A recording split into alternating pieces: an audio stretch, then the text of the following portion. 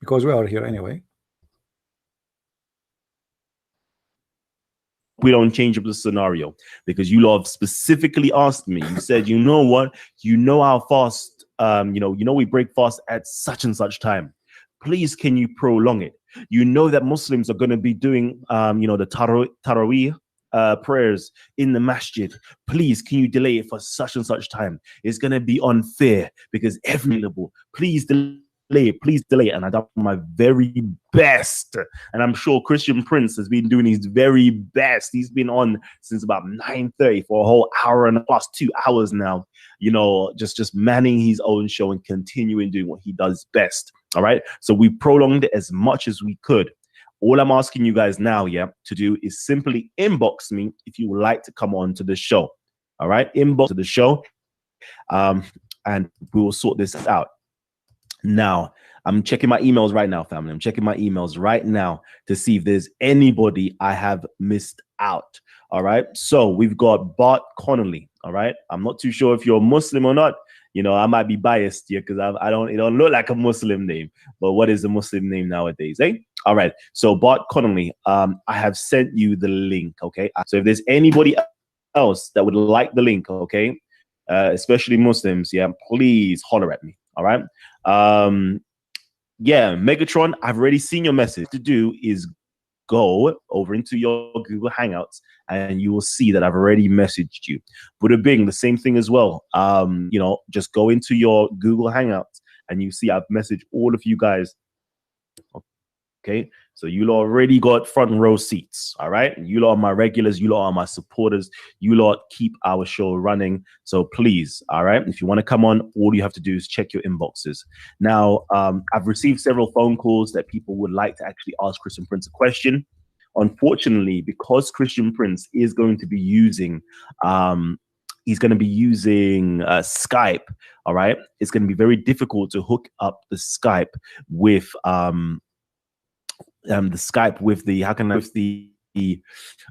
Hangouts. Okay, it's very, very difficult to do, especially on the laptop. So what I'm going to be doing, I will be calling Christian Prince momentarily. Okay, I'm just trying to make sure that it's all set up. All right, we've got my brother Zion Lex.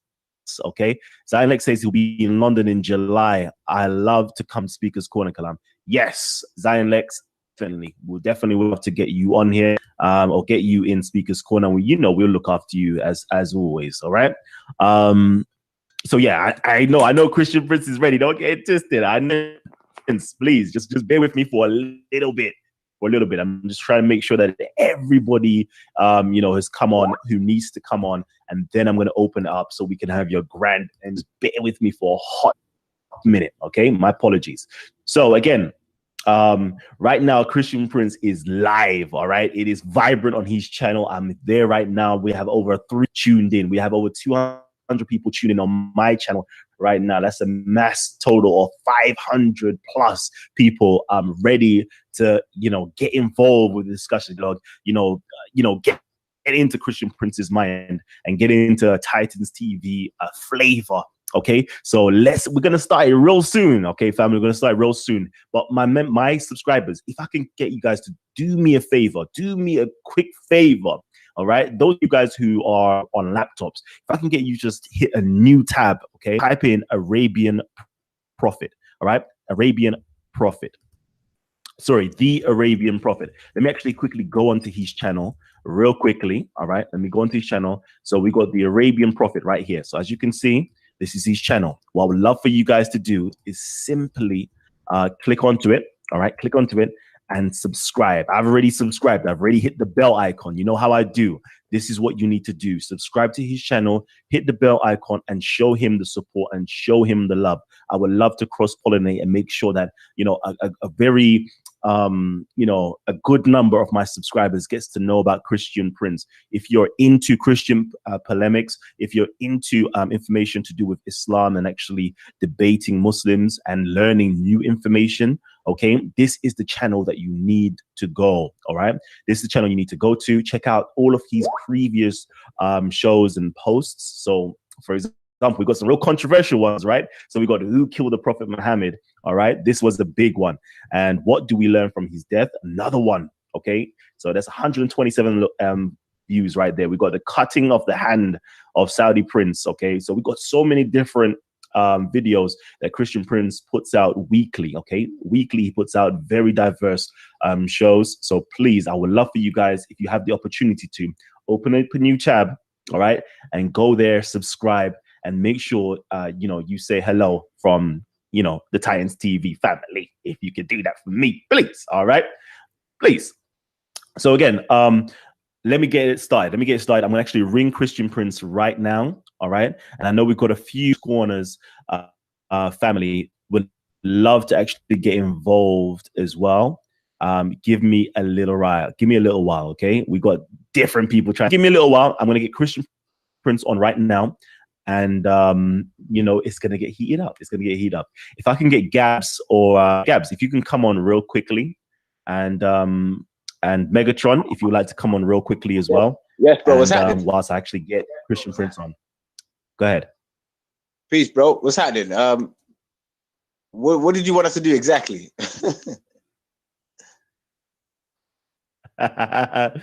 You know what? I just want you guys to filibuster real quickly. Let me know how you are feeling about Christian Prince actually coming onto the platform. You know, what type of information you're looking forward to hearing. If you've got any questions for Christian Prince as well, come on, let's get it. Okay. Now, me personally, I'm actually excited because, you know, I remember the first time you mentioned about a brother to me, and you know, the brothers brought up some good points. You know what I mean? So to me personally, it'll be good to see how it'll be good to see how, you know, how most of his knowledge and you know, the information that he has. And what I would love to see is, you know, some of our Muslim brothers in the community and stuff to come on, you know, Muslim brother on, and, you know, have a nice discussion and dialogue with them and see where it goes. So me personally, I'm just pumped, you know, waiting to see when let's go. Oh, Megatron, what we say? All right. Can I just say I couldn't focus in college all day today because I was thinking about this debate. Christian Prince is the one Christian that puts the fear of Jesus into the hearts of Muslims. I challenge any Muslims to call in. If Zakir Naik was on Titans TV, I would be the first one there debating him. Muslims, do not be scared. Go on, and we'll see what happens. All right.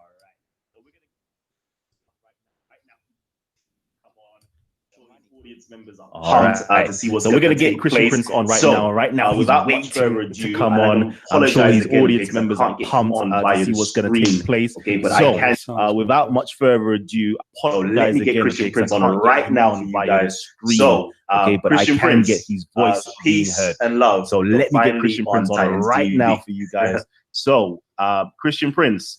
Christian Prince, can you hear me? Yes, I have found some reason double sound. Let me see why.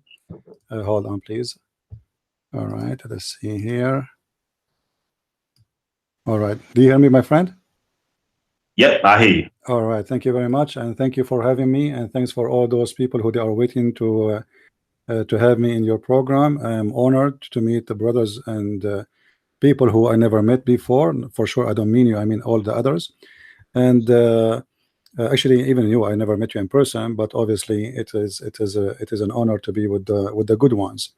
You know, our challenge today is not really a challenge. Let us say it is a challenge of knowledge of those who claim knowledge. It's a challenge of claiming things and yet they cannot prove it. It's a challenge that why we lie to ourselves and we repeat a lie and we believe in the lie. It's a challenge why a human being, he cannot stand in the front of the mirror and look at his face and see how funny he is when he lie.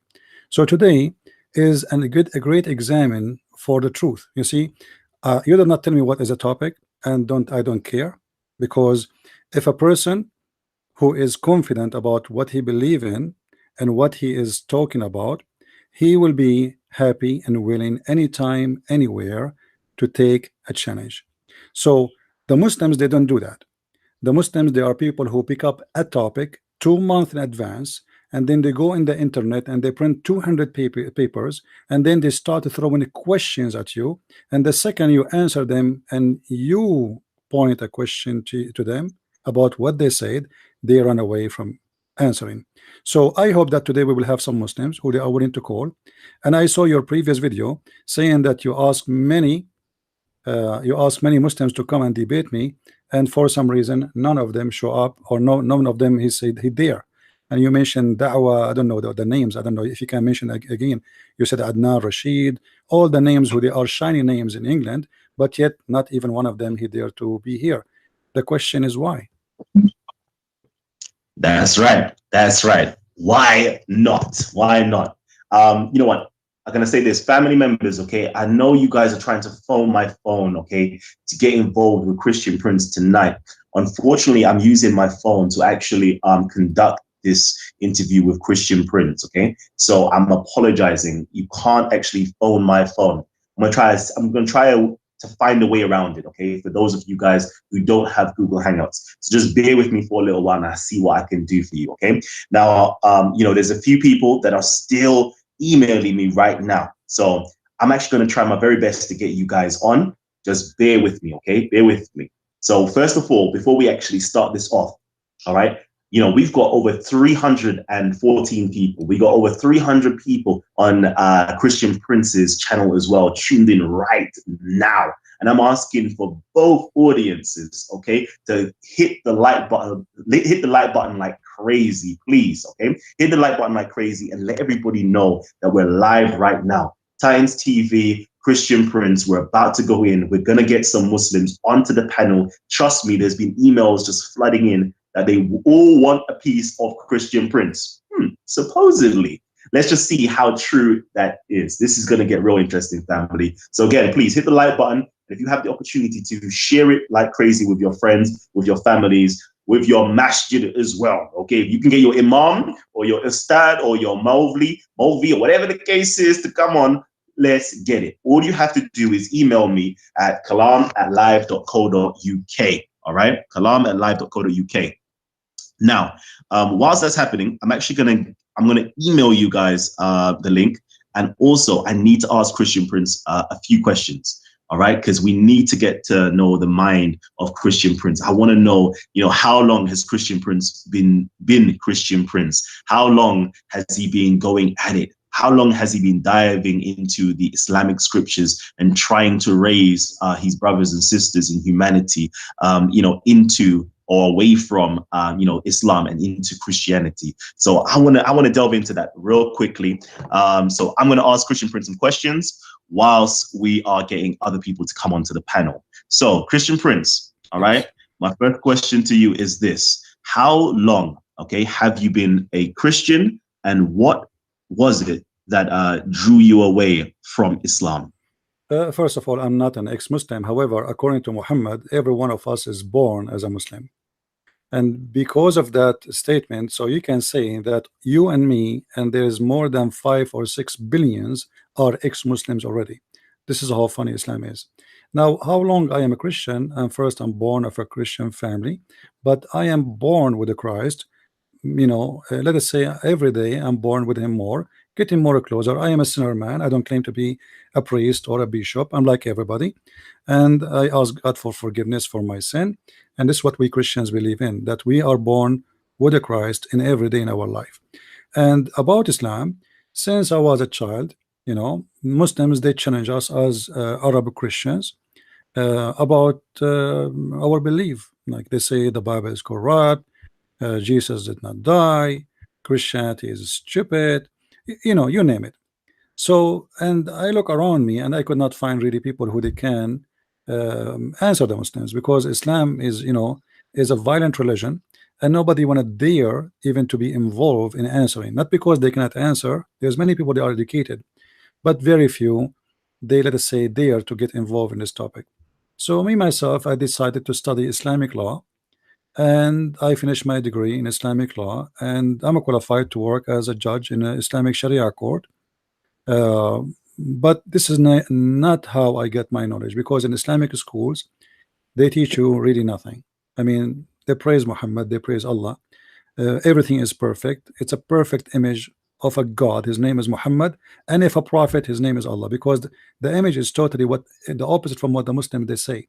The Muslim, they say that Allah is God and Muhammad is a prophet. But if you think carefully about what Islam is about, you will notice right away that the God is Muhammad and Allah is not even a prophet. He is just like a name used and abused for the sake of the glory and the benefit of this man. His name is Muhammad.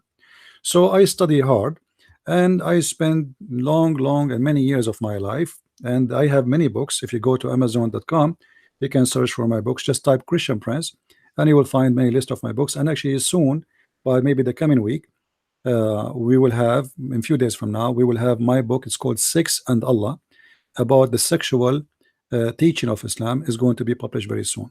So my mission is long and my trip is long, and this is how you build your knowledge. You know, nothing happened. Nobody is born with his knowledge. Very true. Very true.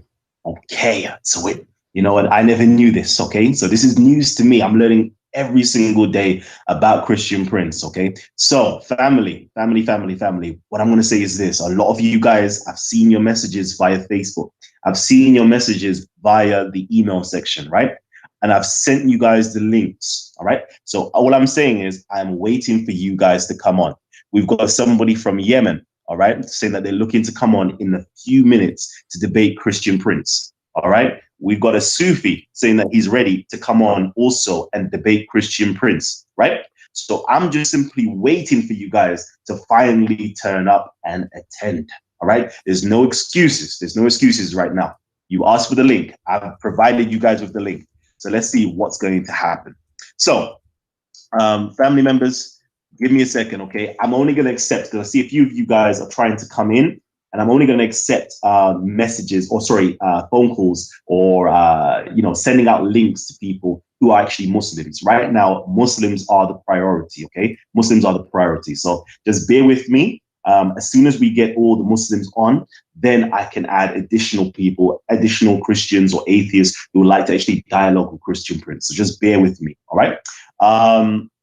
So right now, if you've got Bob as well, Bob the Builder, okay? I've seen you as well. Please, can you just inbox me? Send me a message, okay? Send me a message for any questions that you have for Christian Prince as well, because unfortunately, I can't get the number. I can't get a number up and running in time.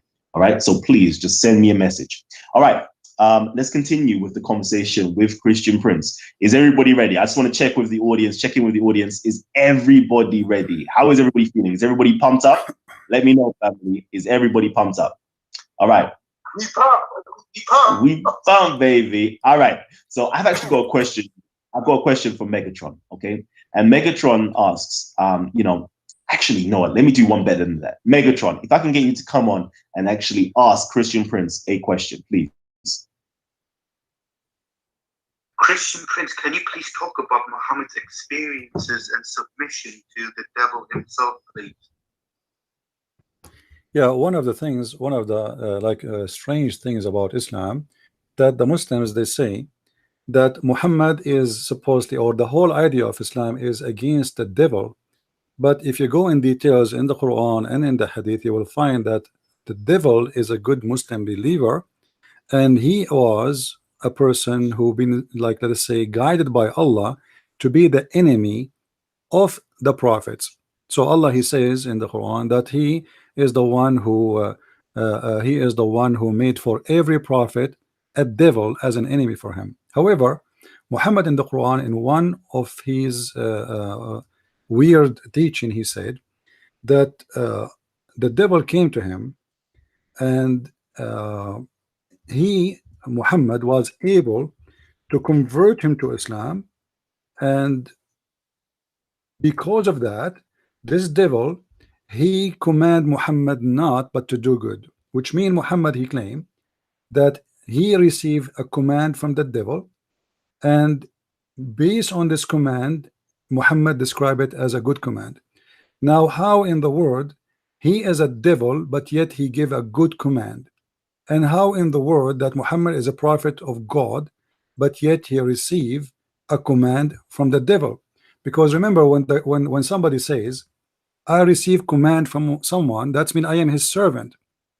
And as long Muhammad, he acknowledged that the one he is receiving command from is the devil himself, and he claimed that this devil He command him not anything bad, but to do good. That's mean the Muslims, they have to believe that the devil is a good person. And because of that, then we need to ask more questions. Was Muhammad receiving command from his God, all of it, or he was receiving some commands from the devil and some commands from the Satan? Now, if there is any Muslim, he he don't believe in what I'm saying, I am willing to post or to show even in my screen the hadith which is located in the book of Sahih Muslim, hadith number 2814. Muhammad, he said, and I'm not translating, I'm reading what the Muslims wrote in their website. There is not. Could I just stop? Yes. Can I just stop you real quickly, okay? Because you know what we love doing here on Titans TV, and as you know what, you are a trendsetter with this because you go into profound detail, not only with the English but into the Arabic itself. Not only into the Arabic, you actually translate into various different languages such as the German and various other languages as well. So what I would love for you to do is just show it on your screen so everybody can see it. All right. So there's no wiggle room. There's no excuses. They can all see it. I can actually either, do you want to share it on your screen? Because I know you posted it into your chat section, but would you like to share it on your screen so your audience can benefit as well? No problem. No problem. Let me get the hadith and share it in the screen here. So we can go from there. Let us see. Yeah, because as you know, I always show everything because I don't want the Muslim to say he is making things up, and this is not true. Here, this is the hadith in front of us. If you read with me, and this is the Muslim translation, by the way. I have nothing to do with it. I'm not a translator for this hadith. I'm just reading for you. This is Sunnah.com website. Muhammad said, "There is none amongst you with whom is not an attach from amongst the jinn," between two brackets, the devil, the companions. They said, "Allah Messenger, would you too?"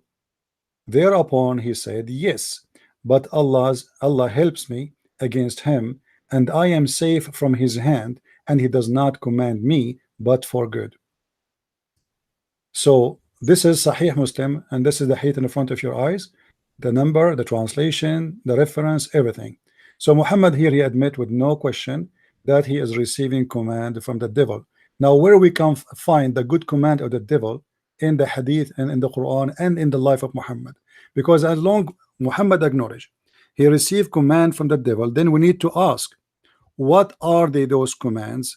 And as long we know that Muslims, they copy whatever Muhammad he said, even about going to the bathroom, which of those commands is coming from the devil, which is called quote unquote good command, and which of the command is coming from Allah? Is the command, the good command of the devil, is in the Quran? Is it only in the life of Muhammad? Is it in the hadith? It is about how to pray. Is it about how to fast? What the shaitan was giving Muhammad as a good command? If there is any Muslim willing to answer, I will be happy to hear. Whew.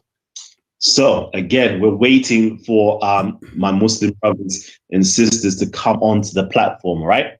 We're still waiting. The links have been sent out, all right? And you know I'm being a bit cheeky when I say, you know, you guys are scared and all those things there. I'm actually causing some hype and drama. So don't take it to heart like I really are trying to get at you guys that way. But at the same time, though, hold on. You know, I have to do my face right now. But at the same time, though, it's quite interesting.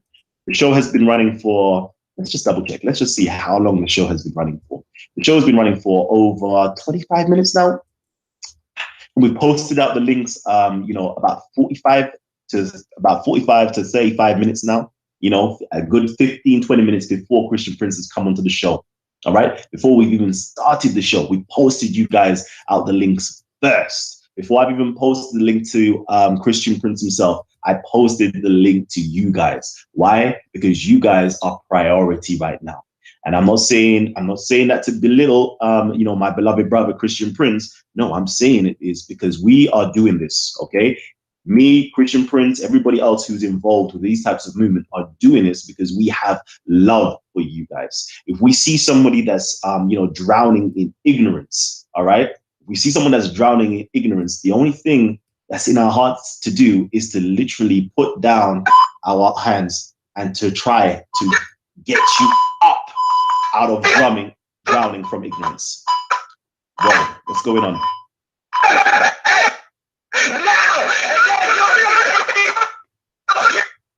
So already, we've started to see it. We've got trolls coming in. There's trolls that's now inboxing and trying to get the links and trying to come in. So we can already see that they're just, they're trying to disturb the show already. We've seen it in the past that they've come on and tried to disturb the show, and it's always to do with Islamic related content that they want to disrupt. What is it? What is it that you're so scared of? All right. And I'm going to say this to you guys, okay? Because you trolls that are coming on, okay, you're making your religion look so bad. You're making your religion look so desperate that the only thing that you can do is attack other people. The only thing you could do is troll. The only thing you could do is hijack, okay, something like this, which is to be educational and informative. Is this how weak your religion is? Let me know, because so far you're proving it to be such. And I don't believe so.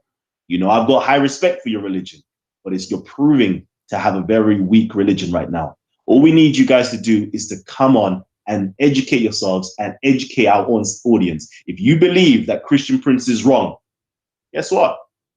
Tell him, show him, cite your evidences where you believe he is wrong. And we can all benefit and learn from a dialogue that you guys can take and have. So let's continue with my brother Christian Prince. And again, we're still waiting for you guys to come on. Please, no more trolls, because I'm sure we have 400 people over here on Titans TV. We have over 330 people on Christian Prince's channel, and we all are here to benefit and we're all here to learn. Please do not disrupt our ability and chance to learn from a mighty titan such as Christian Prince. Anyways, let's continue. So Christian Prince, I don't know if you wanted to continue where you've left off. Well, the idea of Shaitan commanding a prophet of God, and he is the one who mentioned that. And then we hear in the Quran, as an example, if we go in the Quran, the God of Muhammad supposedly is talking, not him, not Muhammad. This is the God, supposedly Allah, saying, وَكَذَلِكَ جَعَلْنَا لِكُلِّ نَبِيٍّ عَدُوًّا شَيَاطِينَ الْإِنسِ وَالْجِنِّ. If we go to the translation, as you see, I'm using Muslim translation, chapter 6, verse 112. It says, Allah saying supposedly, likewise did we make for every messenger an enemy, evil ones among men and jinns. Now, here in the translation, it says evil ones, but the fact in Arabic, it says shayateen. So Allah saying that He is the one who made the enemies for every prophet, the shayateen.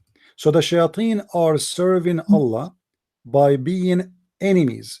If you read with me here, translation, as you see Muslims in front of your eyes, and thus did we make for every prophet an enemy. Who is the one who made an enemy for every prophet? It is Allah. And what He is making as an enemy, the shaitans. So here we ask ourselves, is a shaitan is a good guy or a bad guy? Based on this verse, shaitan is just a good Muslim doing his job.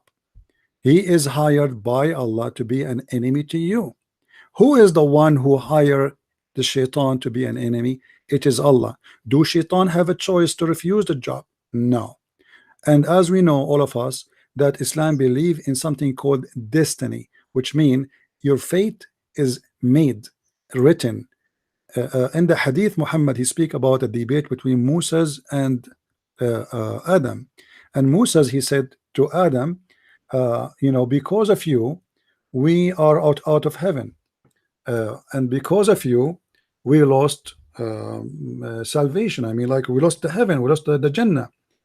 So Adam, he said to Muhammad, are you going to blame me for something written in my fate by Allah 50 years or 40 years, depending on the hadith, before Allah He created me?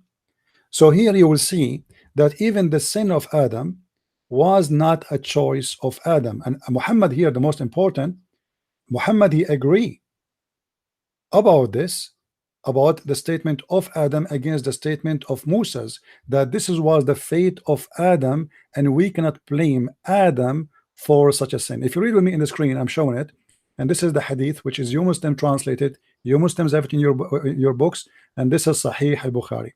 In the hadith, it says, the Prophet and Adam, the Prophet Allah said, Adam and Moses argued each with each other. Moses said to Adam, Adam, you are our father who disappointed us and turned us out of paradise. Then Adam said to him, O Moses, Allah favored you with his talk, which means he spoke to you indirectly, and he wrote the Torah for you with his own hands. Do you blame me for an action which Allah had written in my fate 40 years before my creation? So Adam, and Muhammad now is the one continuing talking, so Adam confuted Moses, which means he refuted Moses. Adam and Muhammad repeating that, Adam refuted Moses, Adam refuted Moses, Adam refuted Moses 3 times to confirm that Adam is right and Moses was wrong. And based on this, that the sin of Adam itself is the sin of Allah, because if Allah is the one who wrote for Adam before he created him, and Adam is saying, you cannot blame me. I mean, how you can blame me for what Allah he himself he made? How you can do that? You cannot. So Allah is the one who creating sin. Allah is the one who is designing the sin, and yet he want to punish Adam for the sin which he did not do. It was the sin of Allah, created by Allah, ordered by Allah. And based on that, if we go back to the chapter in the Quran, chapter 6 verse 112, where it says that Allah he made for every prophet a shaitan as an enemy, here we understand that the shaitan who misguided Adam is the same shaitan who misguided the prophet. Why? Because this was the plan of Allah, and those people they fail because it Allah planned for them to fail. So here we need to ask ourselves a question: why shaitan is a bad guy then, if he command Muhammad good command, if he is a Muslim, if he obey Allah, and if this is the plan of Allah? Why Adam was kicked out of heaven if this is the sin of Allah and he have no choice but to do it, and it's written for him 40 years before he created him? Why shaitan is not considered God for Muslims, or let us say at least he is a holy, he is a saint when he is obeying Allah in total obedience? This is what the Quran says, and this is what the Hadith says, and this is what their prophet said, not me. How they can answer that? Wait. All right. You know, I think it's getting a bit hot in here, and I know it definitely is getting hot in here because we have a lot of trolls that's coming through. So again, I'm going to call out to my Muslim brothers, okay, to see if you guys are able to come onto the platform, all right, and you know, speak up if you can. If you can't speak up, okay, I'm going to allow you the opportunity to grill Christian Prince, okay. I'm going to allow you, okay, to be on the charge, all right. I'm going to make sure that you're not on the back foot.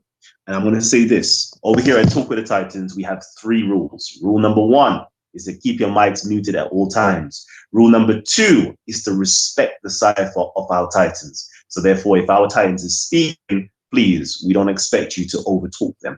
All right. And our 3rd rule is this, okay? This is a family-friendly show. We've got children watching these shows. We've got aunties and uncles and everybody tuned into these shows. So all we're saying is please respect yourselves, respect our audience, okay, members, and respect our panel members. So what that means is, please, no profanity and no ad hominem attacks, okay? We would love to keep it nice and friendly. So I believe we do have a Muslim on the panel. You know, correct me if I'm wrong. Liberal, are you there? The Liberal, are you there? Okay, Liberal, let me know if you're able to unmute your mic and speak, all right? Again, so he's not a Muslim. He's not a Muslim. Okay, so the Liberal is not a Muslim. So again, we're still waiting for, you know, all the Muslims that have asked to come onto the platform, all right? And regardless of you guys try to troll or do whatever the case is, it don't matter because we've still got a backup channel with Christian Prince, and we're still going to be on there on Christian Prince's channel, and we're still going to be pushing forward that's wonderful and great information. The more you guys try to troll, the more my audience members will now migrate over onto Christian Prince's channel. All right. And all the Muslims will be going on to Christian Prince's channel, and they're going to be getting that good information and knowledge. So no matter what you do, okay, it's always a win-win situation for us. So let's get it in. Do you know what? Yeah. There are a few more questions that, let's see. Salman Mohammed, are you a troll or are you a Muslim that would like to ask a question?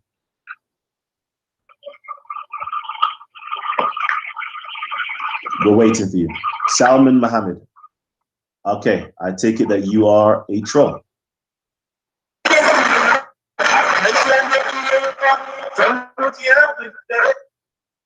Yeah, so again, Christian Prince, I apologize. This is what no, it's okay. It's okay. I'm used to them. I'm not new in this, my friend. I am doing this long before even you even speak about Islam once. They cannot answer us, they cannot debate us, and they are very funny.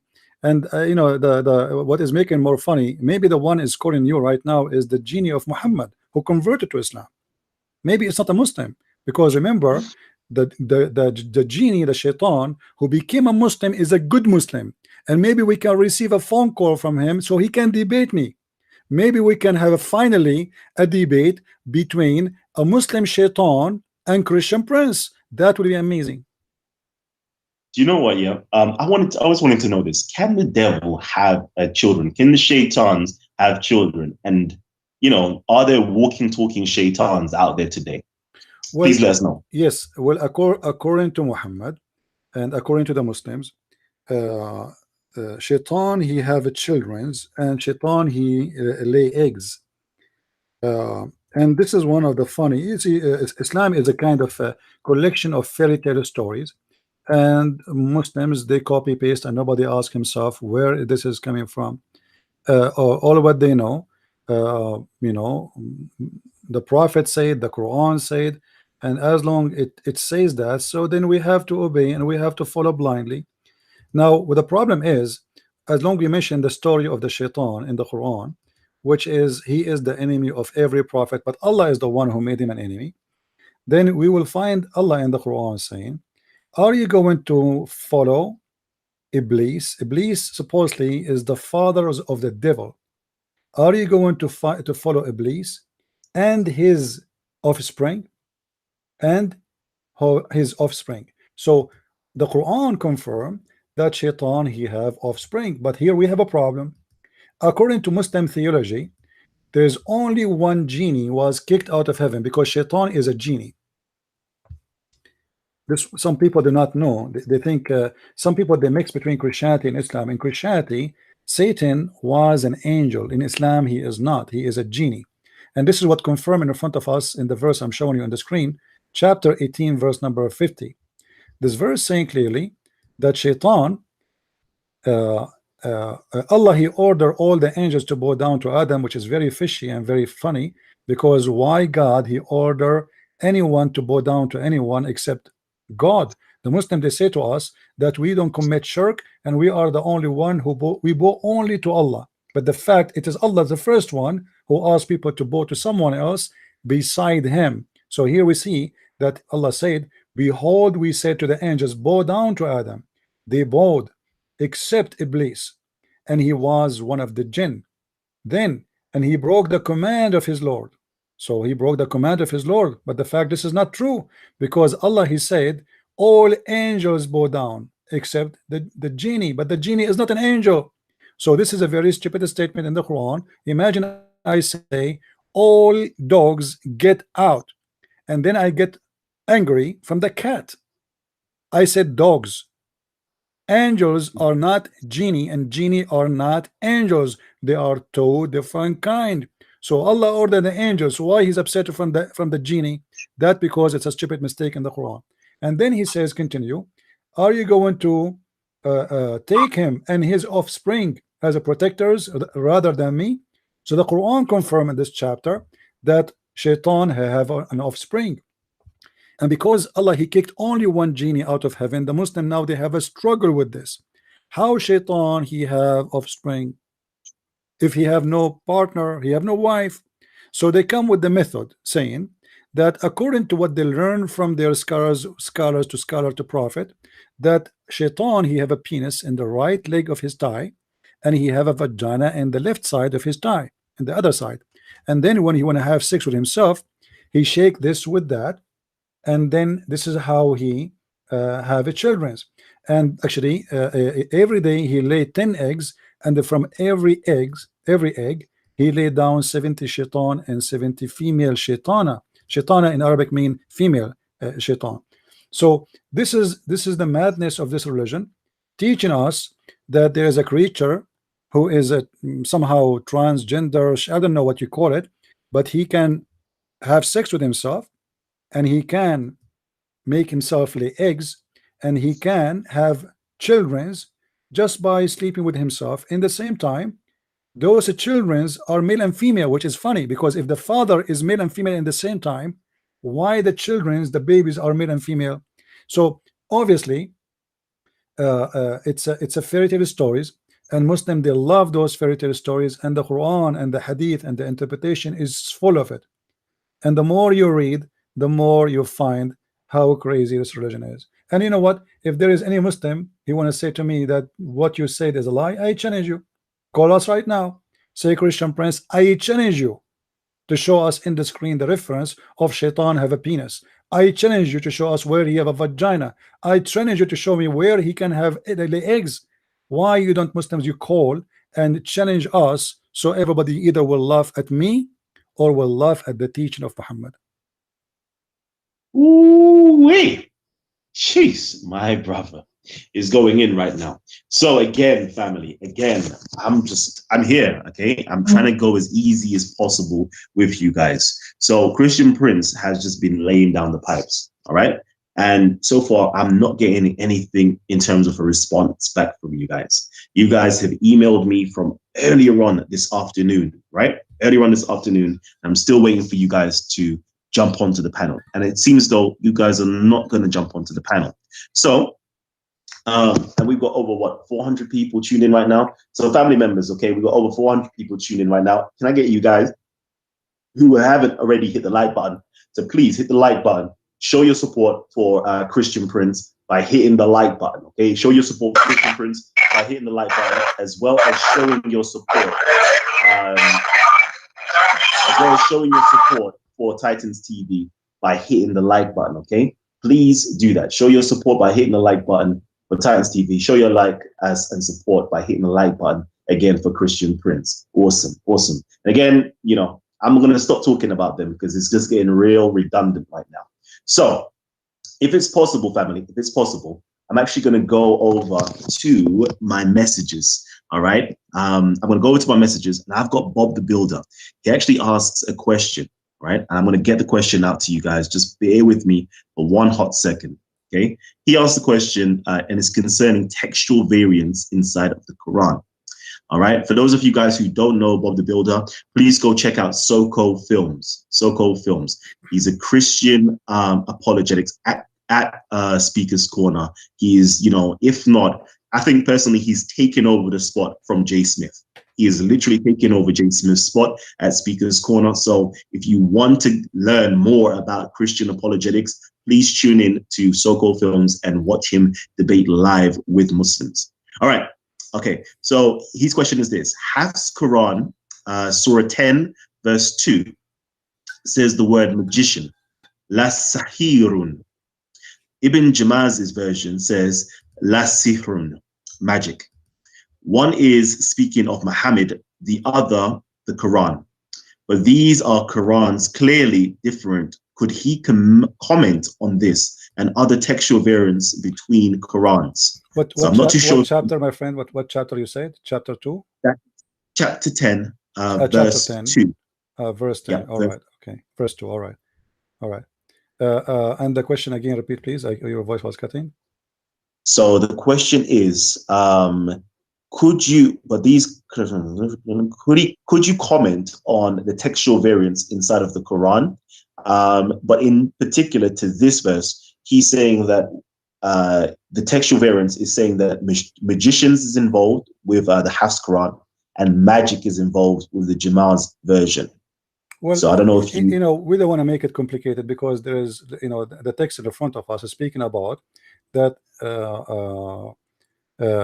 when Allah he sent his prophet, people they say he is a magician.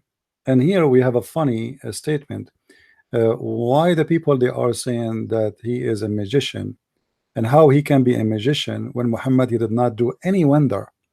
But the fact here, what people do not notice, that the Arab in the Middle East, when they say sahir, it doesn't mean that he is a magician practicing magic.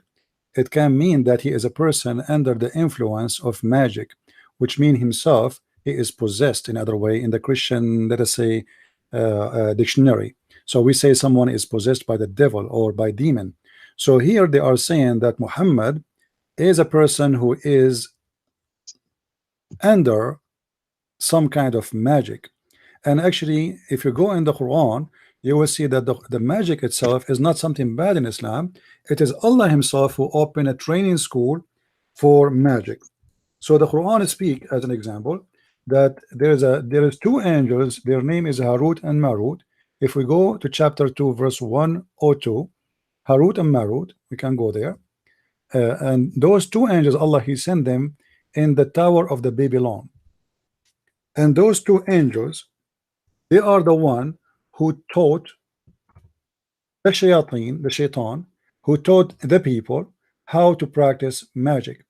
So the source of magic according to Islam is coming from Allah, and Allah is the first one who opened a training center to teach magic by sending two angels down using the Babylon tower. And this is coming from an old legends where people they believe that God he sent two angels who they are specialized in teaching magic, and he sent them in the Babylon tower, and one of them is Harut and the other one is Marut, and this is coming from the east of the north of Iraq territory legions, where people they believe in this madness, and Muhammad he adopted. And then you will see here it says that Allah, when he sent those two angels, he taught those angels to make a disclaimer, which means if before you join the school and you wanna join Hoributer training, you have to sign a disclaimer. What is the disclaimer? It says, we are only for a trial, so don't do blasphemy. They learned from them the means to sow discord between the man and his wife. So Allah he sent two angels to teach magic in order to make the wife and the husband fight. If we go back to the verse you quote for me, which is accusing Muhammad to be a magician under the influence of magic, here we find Allah he reject that, but yet he is the one who created the magic, and supposedly the magic is a trial from Allah. And then if we connect that to the verse we just quote before, that Allah he is the one who appoint shaitan against the prophet. If you remember, he is the one who appoint the shaitan or shayateen against the prophet. So if shaitan learn magic, and magic is coming from Allah, and Allah appoint shaitan to be against the prophet, and the prophet was accused that he is controlled by the black magic or by a magician, and this is all is the plan of Allah. So why the Muslims and why the Quran even here is declining such an accusation against Muhammad? Actually, if we go in the hadith, you will find that Muhammad he agreed that he was under the influence of a black magic, and he himself he start imagining things never happened. And this is exactly what the people said to him. They were not saying to him that he is a magician. They were saying to him, you are under the control of the devil, and you are a person who is under the black magic. So if we go here, let me show you the hadith. There's many of them, but one of the most funny ones I find it. The prophet continued for such and such period of time, imagining that he has slept, had sexual relationship, which means with the wives, but in fact he did not. So the prophet he was imagining. Why he was imagining? Because the story continue, and the two angels who they are in charge of such kind of illness, which is the magic. Two angels, they came to Muhammad's room, and as you see here, Muhammad described them as two men. There are come to me two men, one of them sat near my feet and the other near my head. The one near my feet asked the one near my head, pointing at me, what's wrong with this man? So now we understand that there is something wrong with this man. This is not good. This is not good. Something wrong. The other one replied, he is under the effect of a magic. And this is what the people, they were saying to Muhammad. You are just a person who is possessed. You are a person who is under a magic. And we know your story. Even your wife told us about it. Even you say that. So as you see, Muhammad himself confirmed that there is two angels. They come to him and they are coming as a rescue from Allah to save him from the problem. He is under the effect of a magic. But magic is satanic. But the Satan is taught by Allah. By who? By the two angels, Harut and Marut. And they are obviously the same two guys who came to Muhammad to save him from the issue, because they are the master of magic and they are the one who taught magic, as we saw in the previous surah. So they are saying to him, you are a possessed man, you are a person under the influence of the devil. How we can believe thee? You must be a false man. Ooh, wait. Now that's powerful. That is absolutely powerful. And again, okay, I'm actually giving up any form of hope that some Muslims will actually come onto the panel and discuss. So what I'm asking you guys to do right now, okay, is to send in your questions. Send in your questions via email. Unfortunately, we've got too many people. I'm not complaining that we've got so many people, viewing Titans TV and the Arabian Prophet Christian Prince's channel. I'm not complaining, but the only way I'm able to vet these questions and ask these questions is if you guys email me over your questions. And so far, we actually do have a Muslim that has emailed us over a question based upon the hadiths that my brother Christian Prince put up. So let's see. Give me one hot second, family. I'm just going to pull up the question right now, or the comment that was made. So this is made by somebody by the name of Bin Hamud. Okay, Bin Hamud or Bin Humud says this. Hi, your speaker made reference to two hadiths at the start, but misconstrued its meaning. Sahih Muslim referring to the jinn. The Muslim understanding is that the jinn, much like humans, are of tribes and nations. They are not all necessarily evil. Some are even Muslim and some are righteous. And all are subject to divine law and judgment. Allah commanded the jinn to serve Solomon, for example. The hadith did not make reference to Iblis, the fallen devil. It mentioned the jinn in the context as a whole. Number 2 point, or second point, the speaker then makes references to a second hadith in which he mentions that Allah created the jinn to distract the prophets and to attempt to deviate them from righteousness. Muslims believe that there is no soul created by God so perfect as not to commit sin. The prophets too are not exempt from sin. This is a fact known to all Muslims. I'm already going to say to you this. I already seen where you've just opened up yourself for an onslaught from Christian Prince. So Christian Prince, this is the first person, the only Muslim that was brave enough to actually rebuttal anything that you had to say, and they've done it via email. So I don't know if you heard everything. Could you please respond to them? Yeah, first of all, he claimed that this is a genie, this is not a shaitan. Obviously he do not know what his prophet said, because Muslims are copy-paste people. They are limited to 2 lines, but they don't read the rest. The hadith in front of us, it says, I look for the messenger of Allah and put my hand on his hair. He said, your shaitan has come to you. I said, don't you have a shaitan? Don't you have a shaitan? He said, yes, but Allah, he helped me against him and he submitted. This is the same shaitan. So you are saying to me this is a genie, this is not a shaitan. It is a shaitan, my friend. Do you see the word? It's even written in English. So it's a very funny argument, with my respect to the gentleman who is trying to defend what he said. So it is confirmed that this is a shaitan, and actually the same hadith repeated in many places, that this is a shaitan who Muhammad is commanding him, but he claimed that he is surrender to Allah. I mean, a Muslim shaitan, that is the most funny statement. What is the second part you said about the verse in the Quran, right? That Allah, he made the shaitan enemy to every prophet, and the prophet, Yes. you know, the prophet, he is just a normal human being.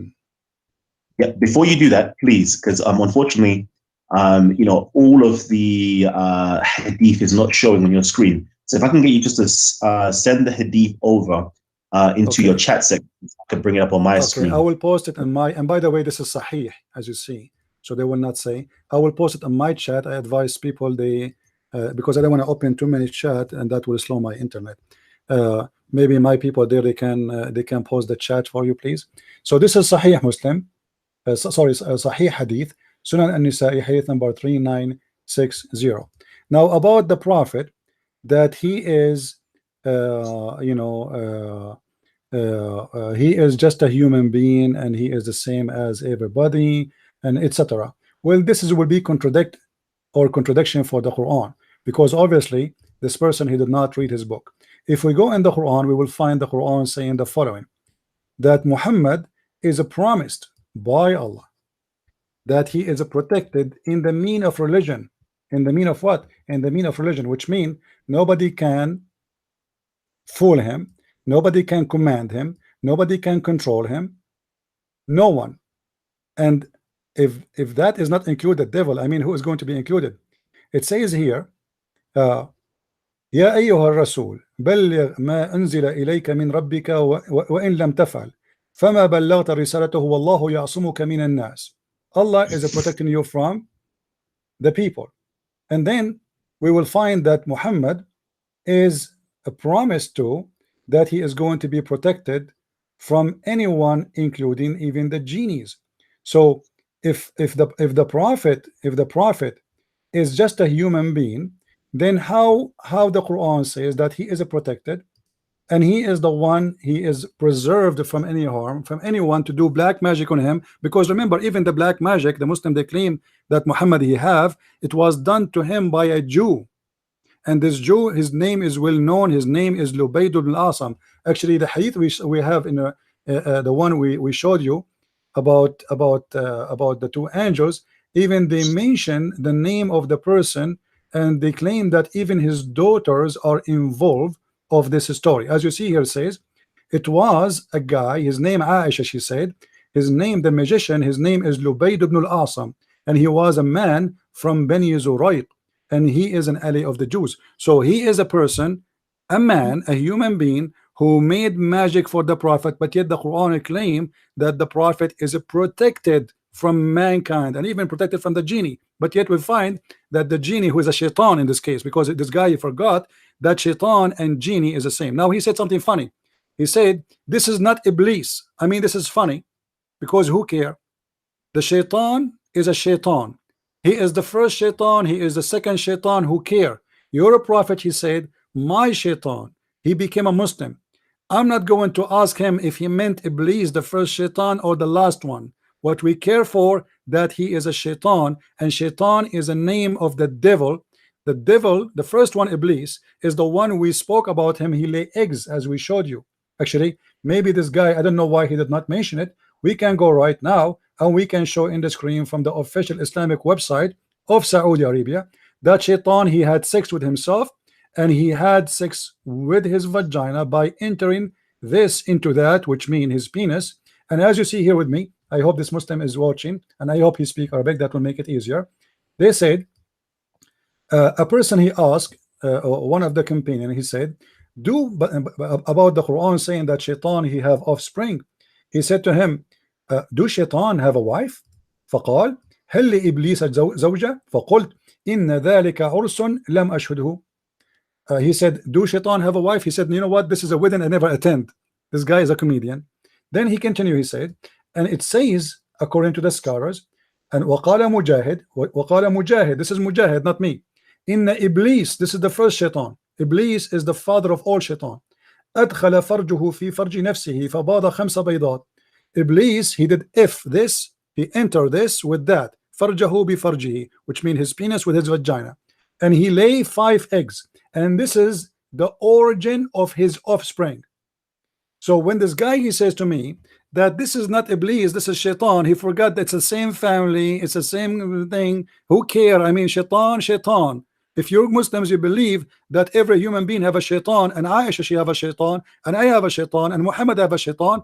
This is not my business, your belief, but still at the end of the day, he is a shaitan, and he is a genie in the same time. Because obviously this guy, he forgot that the Quran says that Allah, he ordered the angels to bow down to Adam, except shaitan or Iblis, and he was one of the jinn. So this is the nature of the shaitan. He is a genie. He is from the kind of the genie, but yet still he is a shaitan in the same time. So you want to say to me he was a genie? It's true. He was a shaitan. Your prophet witness for that. So he is a shaitan and he's a genie. It's like you are saying to me that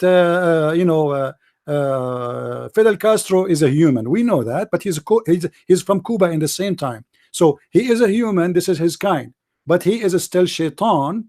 That is what your prophet is teaching. So I find always that the Muslims, they have a very weird logic. If we continue reading here, this is by the way Tafsir al-Qurtubi, and this is the official government of the Kingdom of Saudi Arabia. So people will not say I'm making things up. Let me zoom in, please. So you, all of you, you can see where I am getting those reference from. This is not my made. This is Tafsir al-Qurtubi.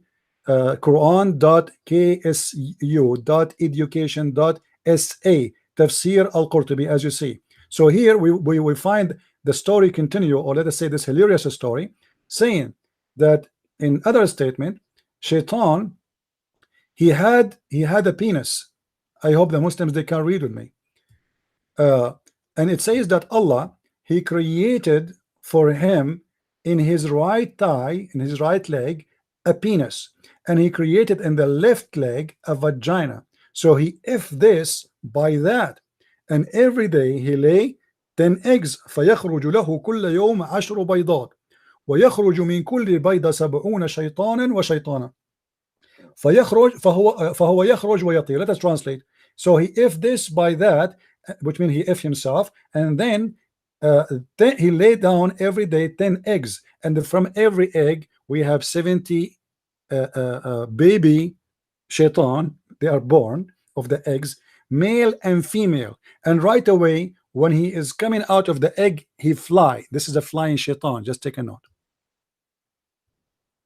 I hope I did answer you. Oh my God! Listen, you know, I so far I'm if I'm a Muslim, yeah, I'm kind of scared to even ask Christian Prince a question right now, you know, because boy, I know you guys were not expecting a full a full answer like that. That was crazy right there. So you know, let me just actually go back into the question. Let me go back into the question and find you know, there's a certain part that I did want you to touch upon, you know, and it's definitely relating to Christianity. It says here, the speaker then makes reference to a second hadith in which mentions Allah created the jinn to distract the prophets and to attempt to deviate them from righteousness. Muslims believe that there is no soul created by God so perfect as to not commit sin. I want to know, is that true? Do Muslims really believe that there is no soul created by God so perfect as not to commit sin? I wanted to know, is there any prophet that did not commit sin? Is there any prophet that is pure and holy? You want me to answer, or you are waiting for the Muslims? No, I'm asking that straight to you. All right. Because well, the Quran says in chapter 19, verse number 19, that the Messiah is the Holy Son. So he is quoted as holy. In the same time, the Quran quote Muhammad as a person who is a sinner. This is why the Quran mentioned that may Allah forgive to Muhammad his past and his coming sin. So Muhammad, he's a sinner, and Allah, he gave him an open license for sin. And actually the Muslim, in order to cover Muhammad he said, well, Muhammad is just a human being like everybody, he commits sin. That is not the scenario. Muhammad, he commits sin like no one. As an example, name for me one crime a human being can do and Muhammad did not. However, because he have a license from his God, and the Muslims, by the way, they say, do you remember that it's once upon the time there's a Catholic Pope, he made the document, he signed a document for people to go to heaven to forgive their sin. This is very funny, and I could not even find that if this is true. But however, let us say for the sake of argument, this was true. It is in the Quran. The first one who forgive the past and to come sin, it was Allah, and that was a privilege only for Muhammad. So what kind, and look here, the Muslims, they try to fabricate the translation. They say that Allah is forgiving the fault of the Prophet, but the fact, it says it clearly, sin. Read with me carefully. That Allah may forgive thee of the sin, that which in past is past, and that which is to come.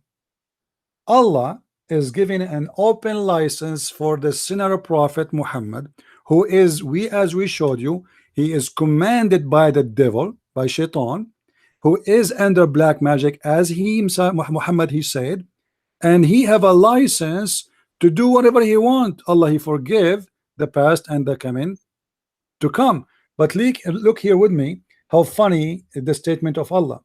Allah saying that Allah may forgive thee the sin which is in the past and which to come. I challenge any Muslim to tell me how that can be may. Is Muhammad saved or he's not? Because when we say may, it means maybe, it means possible, it means not sure. But the one who is talking is God, but yet he is not sure. Why this is happening? Because Muhammad is the one who fabricated the Quran. So Muhammad, he want to give himself a license that, you know what, I am a prophet and I have a lot of sin, but don't worry, be happy. Allah, he just gave me a verse delivered to me by UPS saying, don't worry, be happy, your sin is forgiven, the one you did in the past and even the one you will do tomorrow. So don't worry about tomorrow's sin, do as many as you do. And the funny, the Muslim, they say that the Christians believe that Christ, he died in the cross, so their sin is forgiven. Well, we Christians believe that if we don't follow Christ, our sin is not forgiven. So when we believe in Jesus, that he died for us, does not mean we have a license for sin. Does not mean we have a document that says sin as much as you want. That is exist in Islam, as you see, not in my Bible. Jesus said, not everyone says to me, Lord, Lord, will enter the kingdom of my Father, but the one who do his will. So you believe and you say, Lord, Lord, you are a hypocrite, false Christian, for you are not following what he taught you to do. Muhammad here, you do not need to follow Allah. He is a past sinner, he is tomorrow's sinner, and he have a license to sin. And not only that, we will find that the privilege of sin given to Muhammad wide open. As an example, Muhammad, he made it a logical sin. As an example, if we go in the Quran, we find that Muhammad, he said that any woman, she want to give herself to the Prophet so he can, I don't want to use the F word, but you know what I'm talking about, so he can do that to her. The Muslim, they say this is about to marry her. Let us say this is about marriage, but can you name for me one woman, Muhammad, a woman, she offer herself to him, she became a wife? We cannot find anyone. They offer for themselves for sex, and Muhammad, even that, he made it as a privilege for himself alone. So if we go in the Quran, we will find in chapter 33 verse number 50 that Allah, he gave Muhammad a privilege that any believing woman, she can offer herself to the Prophet so he can sleep with her, and this is only a privilege for thee only. Now obviously the God of Muhammad, he have no worry in the whole world except making more opportunity for Muhammad to sleep with more women. Remember, Muhammad, he have already 13 wives, he have a lot of sex slaves, so why he need such a privilege as an addition? For he is Allah himself, and he, all what he need to do, just have him fabricate a verse, and women, they will come line up in the front of his door, say, take me baby. And Muhammad, he take advantage. Not only that, if you go in the verse after that, because Muhammad, he start receiving some ugly women. With my respect to everybody, I don't believe anyone is ugly, but I'm describing what happened here. He start receiving women offering themselves, but he don't like how they look like. So Muhammad, in order to get out of this, he said, you can take from them whatever you wish, and you can delay whatever you wish. So here, whatever he wish, whatever you desire, as you say, which means the woman she offer herself, the Prophet, if he desire, will take her, not necessarily. Then Muhammad, after that, because the line became so long and he cannot take it no more, so he said, Allah, he sent me this verse, says that you can differ whom you thou wilt of them, and receive into thee whom thou wilt, which means take it easy, everybody will have a ticket. If I accept you, you will go to my bed. If not, I am busy, sorry. So everything is in the Quran. Muhammad, he is using Allah as a way to take over women of people who they are around him, and those naive people, they are submitting themselves to Muhammad for sex, and this is supposed to be a privilege. And not only that, if we go to the interpretation of this chapter, we will find Ibn al-Arabi, he said that if the prophet he have many privileges, he counts 16. One of them, if the prophet eyes fall into a woman, her husband have immediately to divorce her so the prophet can take her. And yet this person, he says to me, well, the prophet is just a normal human being like everybody who do sin. I don't think this is normal.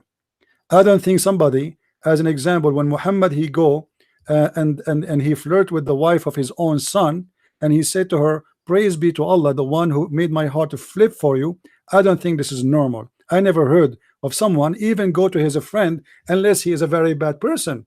We are talking about a man who claimed to be a prophet, and he adopt a man, and then he go to his wife when the husband is not home, and then he flirt with the wife, and he said to her, my heart is beating for you. And then the husband come back, and the wife, she tell the husband what the prophet he said with loud voice and purpose, so she can hear it.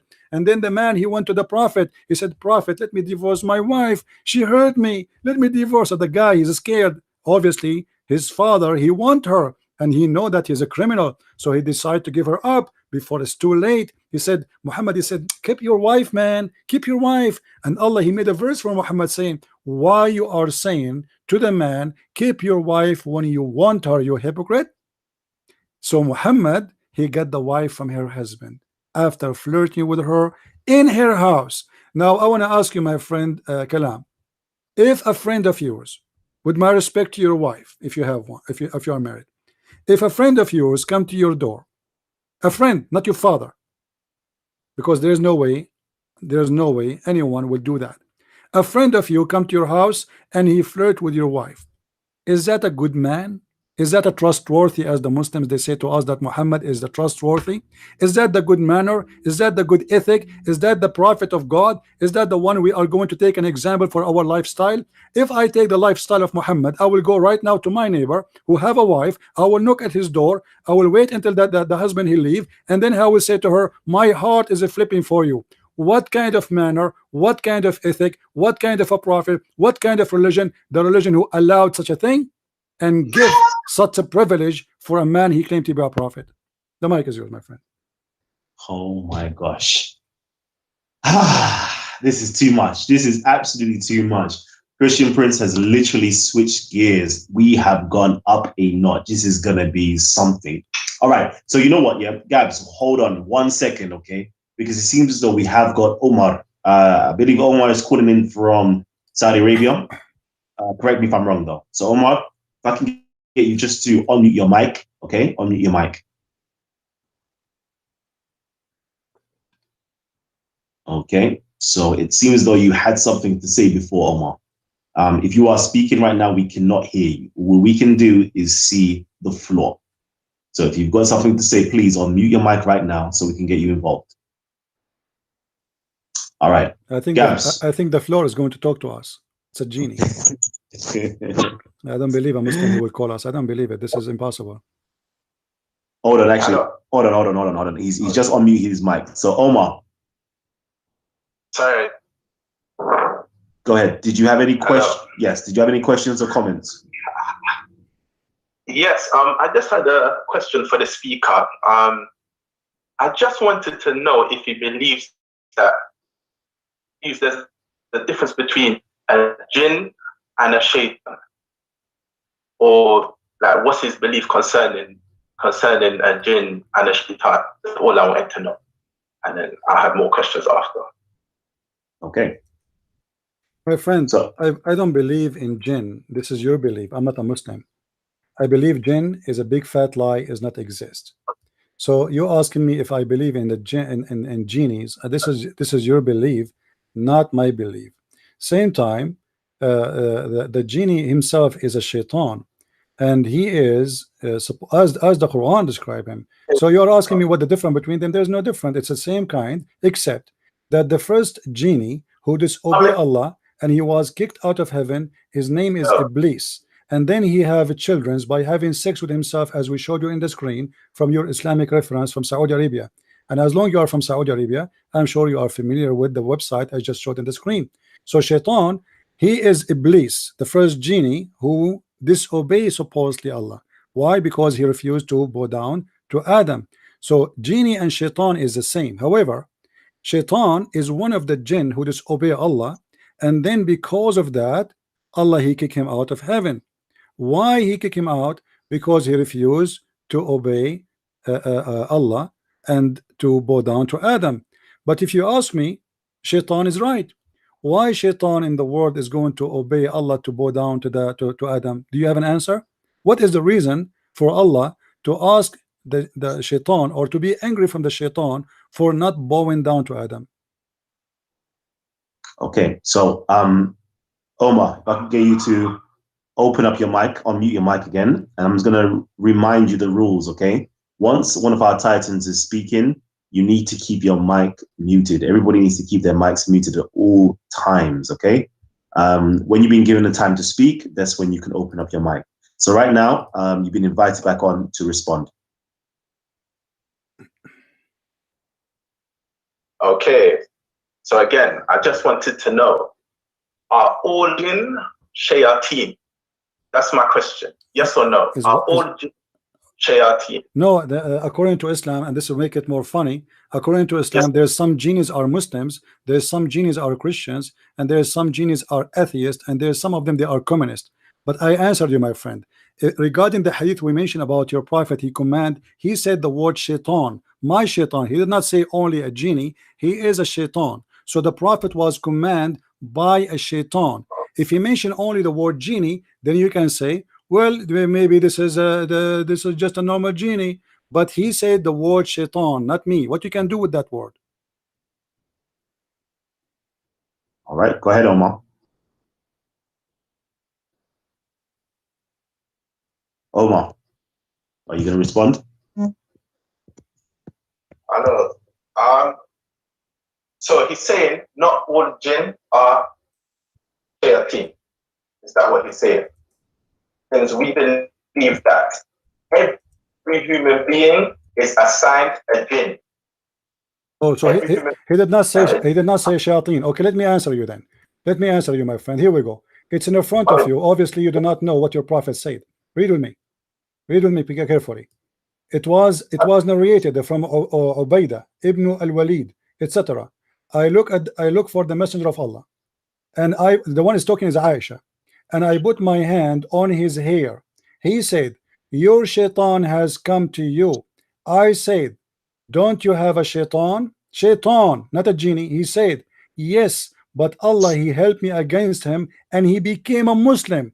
And let me show you the word in Arabic. As long as you claim to be from Saudi Arabia, let us see if you can read Arabic, which is going to be funny if you are from Saudi Arabia but yet you do not know Arabic. It says, قد جاءك شيطانك فقلت أما لك شيطان فقال بلى ولكن الله أعانني عليه فأسلم. It came to you your shaitan. She said, and don't you have a shaitan? He said, yes, I do, but Allah he helped me against him and he became a Muslim. We have a Muslim shaitan, my friend. Shaitan, he did not say a genie. The word is in front of you, and this is your Muslim translation, and this is your Muslim website, and this is your Muslim hadith, and the one is talking is your prophet wife Aisha reporting the speech of your prophet. The mic is yours. Omar, yep, go ahead. Hello. So what the speaker is saying, that a shaitan cannot become a Muslim. Is that what he's saying? And if he is, can he provide proof for that? Because at the end of the day, shaitan can be from amongst mankind and from among jinn kind. My friend. And evil person can accept Islam. Okay. What shaitan means in English is the rebellious one. Now, that doesn't necessitate that a shaitan or somebody who, from mankind, cannot accept Islam. Whether they're bad, whether they're good, Islam's open for anybody. So what point is he trying to make? Can you clarify his point? My mic? Yeah, go ahead. He just admitted that he is a Muslim, believe that shaitan is it's possible for him to be a good person. The question is, where you get this from? Shaitan is a shaitan, and your God, he announced him as the enemy of mankind. I will send you and I will make you their enemy. I will make an enemy for every prophet, a shaitan. So shaitan, and notice here that Muhammad is describing this person after he converted to Islam, saying that he is a shaitan. He called him shaitan. He did not say he is a Muslim, today have a new name. He didn't say he became a genie. He said still he is a shaitan. So he is a shaitan and he's a Muslim in the same time. Shaitan is not a good person. And I have a challenge for you. Can you show me one verse in the Quran stating that shaitan can repent? Because that would be a great idea. What do you say?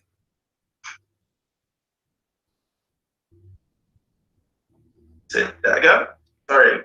Can you repeat that for me again? Can you show me a reference from the Quran saying that shaitan, it is possible for him to turn and to be a good person? Who's he?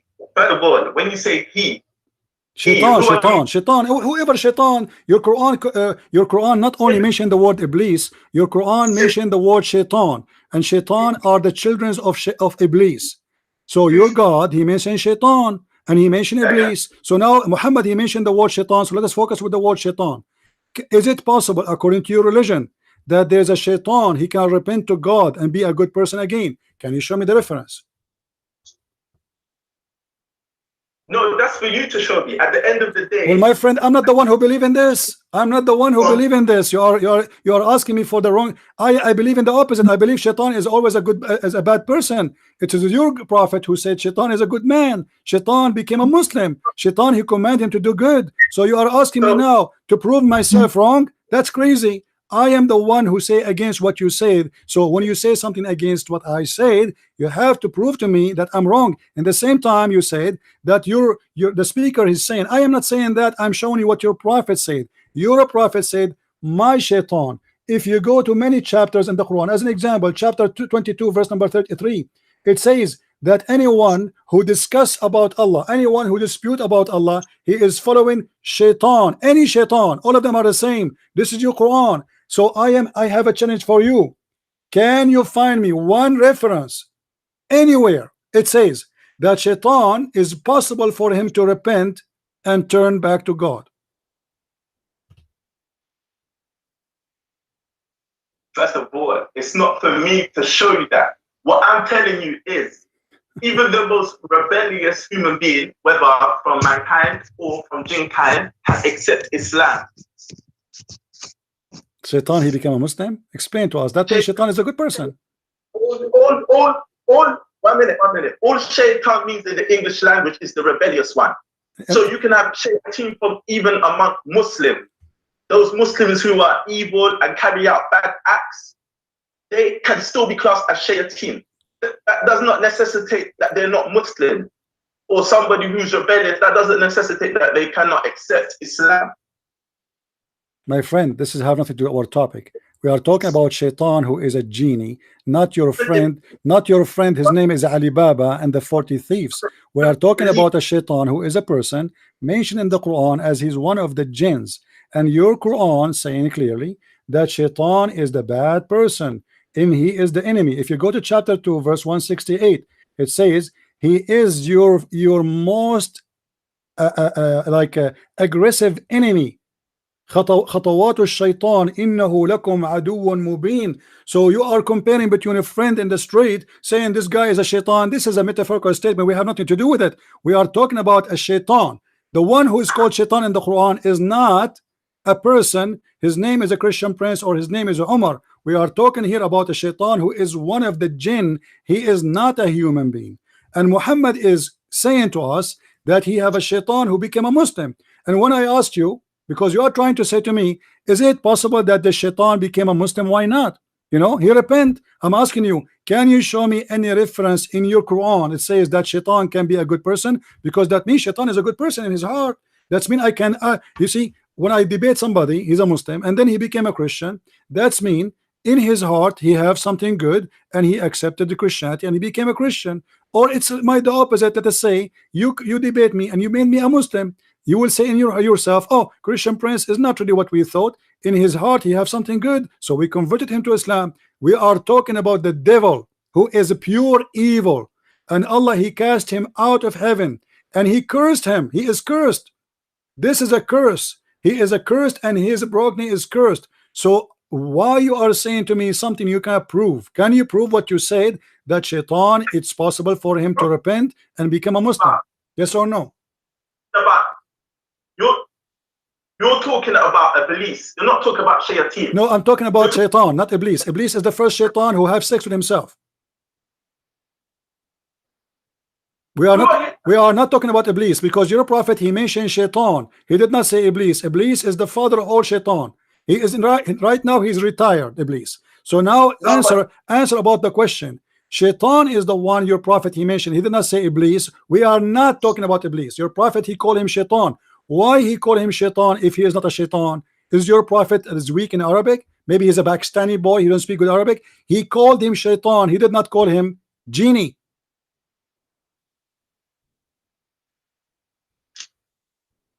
So you know what I'm going to do right now? Okay, I'm going to just switch it up small. I'm going to switch it up small. We can continue this dialogue, but let me switch it up because I know we've got so many different people want to get in. So hold on. I want to get Muslims on first, okay? So I believe we have Moe. Moe, you're Muslim, right? Yo, talk to me. Yes, can you hear me? Yes, I can hear you. Did you have a question? Yes. The guy speaking, is he? Can you see me or? Yeah, he can hear you. He can definitely hear you. Can you see me? No, we can see his blackness, darkness. Okay. So this speaker, is he an Arab? Because I just tuned in. I was sleeping. I just spoke up because I tried to get this done earlier. You said you couldn't. I just woke up and tuned into your channel, and I can hear an Christian Prince. Is he an Arab? Yes, he's an Arab. He's an Arab. Did you have a specific question to Christian Prince? Well, I just tuned in and I heard speaking about shaitan or something like that. Okay. Is he referring to a shaitan or the shaitan? Do you know what? I would rather just move from that topic, because that's the topic that Omar has been trying to deal with.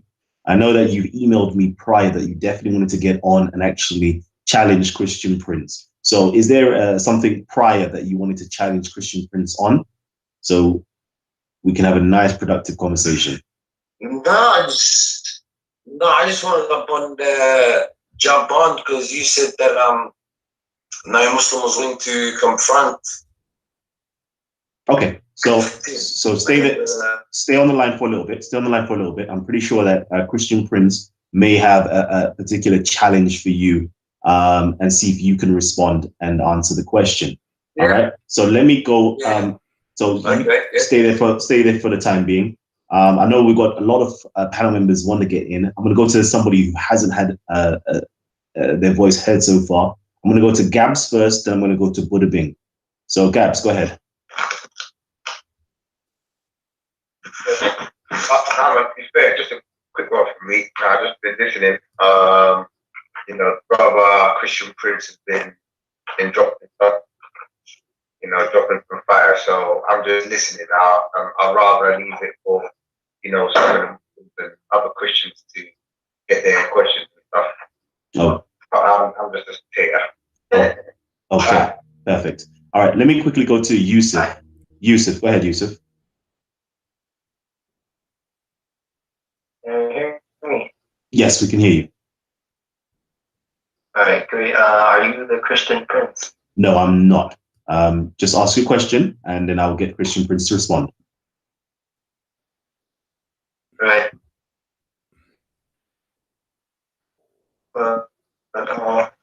I had a few questions before, but you guys can move on. I'll ask my question 5 minutes later, okay? Okay. Can you ask a question now? Because I want to dedicate all the questions right now to Muslims. So make sure that my Muslim audience have an opportunity to speak rather than the Christians and everybody else. So if you have any questions right now, you can ask me, and I can ask you my question later. Okay? So you are a Muslim, correct? Yes. Okay. So did you have any questions for Christian Prince? I did watch a few of his videos before, and I mean, one of them was pretty deceptive. He was like, there was a urban dated copy of the Birmingham transcript with a page of the Quran. Do you remember that? Okay. You know what that is? Yep. Okay, so it ranged it from like what, 700 to like 740, which was like inside the range of the Prophet's being. Like 700, 740 is specific to after he became a prophet, you know, it's the range. Which means like, you know, it's a range before his prophet, during his prophet. The Christian Prince, he used that as an argument, like, oh, the Quran was there before Islam. It was at 700. It was within that range, but it was within a range before like, he acted as if the range was like also in the prophethood, during the prophethood, which it was, but he deceptively said it was out of the range, even though he ignored the rest. And I was just tricking people, like, be serious. Okay. Just what I think I've seen from him so far. All right. I believe that the range was, prior to his prophethood and a little bit into his prophethood. But I'm going to just, stay away from that. If you can tell me, please, what he said, because I didn't understand what he said. For me, it's not clear. So basically, he's stated that you've made a video about the Birmingham manuscripts, and you stated that the Birmingham manuscripts is during, 700 AD, which is prior to the prophethood of Muhammad. And I think his dates mixed up. So I think that Birmingham manuscript actually predates the time frame of when Muhammad was supposedly a prophet, and during his prophethood and a little bit afterwards. But please correct me. First of all, I'm not the one who said that. I was reading an article in front of us. It says, etc., etc., etc., and it says that this is the date of the letter, not of the ink. The letter is different story. You see, if you go and look at the verses, which is one page. I mean, the Muslims, they are making a big story of it. It's just one page, 2 sides, and it's written with Arabic, which have volves and dots. In the time of Muhammad, there was no volves and no dots, and this is something was added after the Quran, which means for sure the writing have nothing to do with the time of Muhammad, but the letter exists from before Muhammad he became a prophet or announced himself a prophet. Because remember, Muhammad, he lived the first 40 years of his life not as a prophet. So Muslims, they start quoting for us saying that Muhammad is born in the year of etc. But remember, Muhammad, he was for 40 years not a prophet. However, you Muslims, you made a big story of little paper is not considered even as a manuscript for a very simple reason. For it is not an original Quran and is not written in the language of your prophet. Where is the manuscript of the Quran? We don't have it. The Muslim right now, they have a book, it's called the Quran or the Mus'haf, which is written by many Muslims, and the most popular one is called the Mus'haf of Uthman. If we go to Mus'haf of Uthman, let me open page number 8. Hold on.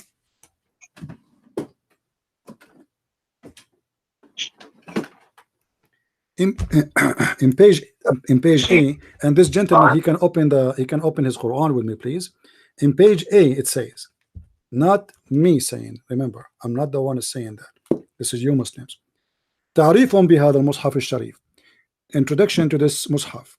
This mushaf is written according to Riwayat Hafs, according to the report of Hafs, the son of Sulaiman ibn al-Mughira al-Asadi al-Kufi, according to Asim ibn Abi Nujud al-Kufi, according to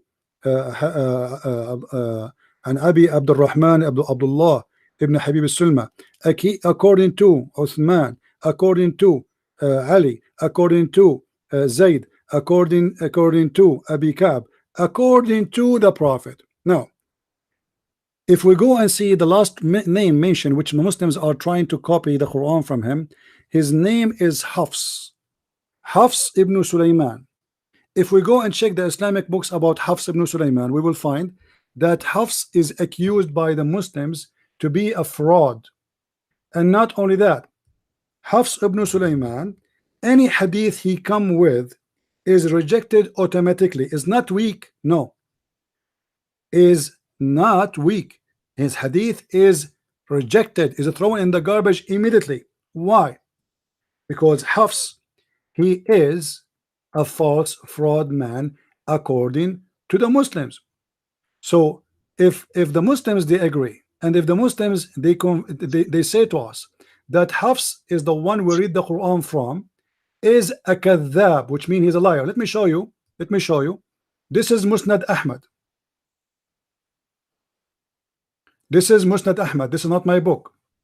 Sorry, Christian Prince, could I get you to share it on your screen? I don't believe it's actually sharing on your. Oh no, yes it is. Yes it is. Yeah. I spoke soon. Go ahead. Yeah. All right, and also give the reference, because Musnad Ahmad has Sahih and Da'if, and the mix. You have to give the hadith. I know which one it is. What he's Also, saying?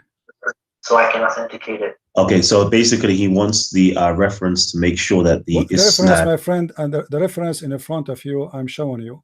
Let me get you in this case, because this is Google. I cannot. The link is so long. Let me get you different web page where the link can be short, and you can see, and you can get. Also, can I talk to you directly, because it's hard when someone else saying what I'm saying to you. Yeah, my friend. But let me ask you first: is it true that you Muslims believe that Hafs is a kadhab? Yes or no? Do you believe that Hafs is a liar? Yes or no? Okay. Before I do that, let me address your points that you already addressed the Birmingham transcript. Okay. First, you said that they don't have the marks. But the thing is, they didn't have the diatric about marks like alif, kasra, dhamma. They didn't have those. And the Birmingham transcript, it doesn't have the alif, fatha, dhamma. It doesn't have that. But it does have, for a noon, just a dot for that. It just asks for that. It only has like a noon and that. It doesn't have for a fat. I'm seeing it right over here. For a fat, they don't have it. So they don't have the marks, as you said. Usually, I don't know what you said regarding that. And when you said about Hafs and Asim, he was just weak in hadith, and even this is pretty rare. I only heard it like once. It's not even that well known among the scholars. All right. So where you this from Muslims say that we're first you say he's a liar. You have to substantiate this claim from the scholars of hadith, and then show us their reason, because sometimes they're weak in hadith because there was like Abu Hanifa. They said he's weak in hadith. The reason was because he lived in Kufa and there were liars who would narrate from him, but there was no way to know if they were saying the truth. So the transmissions, people claiming to narrate from him were liars. That's why the scholars used to not take from them on the fear that it was fabricated against them. My friend, you did not quote for me. You did not quote for me one scholar. He said that his hadith is weak. They did not say his hadith is weak. They said he is a kadhab, matrukul hadith. His hadith is rejected, and they call him kazzab. They did not call him that somebody is quoting from him. And not only that, they said he is a thief. And not only that, they said he is a fraud. And not only that, they said he steals books from people and he copied them and he never returned them, and he claimed that those are his books. So what are you talking about? وقال البخاري تركوه وقال مسلم متروك وقال النسائي ليس بثقة. Let me translate for you. Al-Bukhari, he said, they left him, they reject him. Muslim said, they reject him, they left him. An-Nisa'i said, he is not a trustworthy and he should not write the hadith. And then it says, وَقَالَ فِي مَوْضَعٍ آخر مَتْرُوخ وَقَالَ صالح ibn Muhammad al-Baghdadi لا يكتب حديثه. We should not even write down his hadith. وَحَدِيثُهُ كُلَّهَا مَنَاكِيرٌ. All his hadith.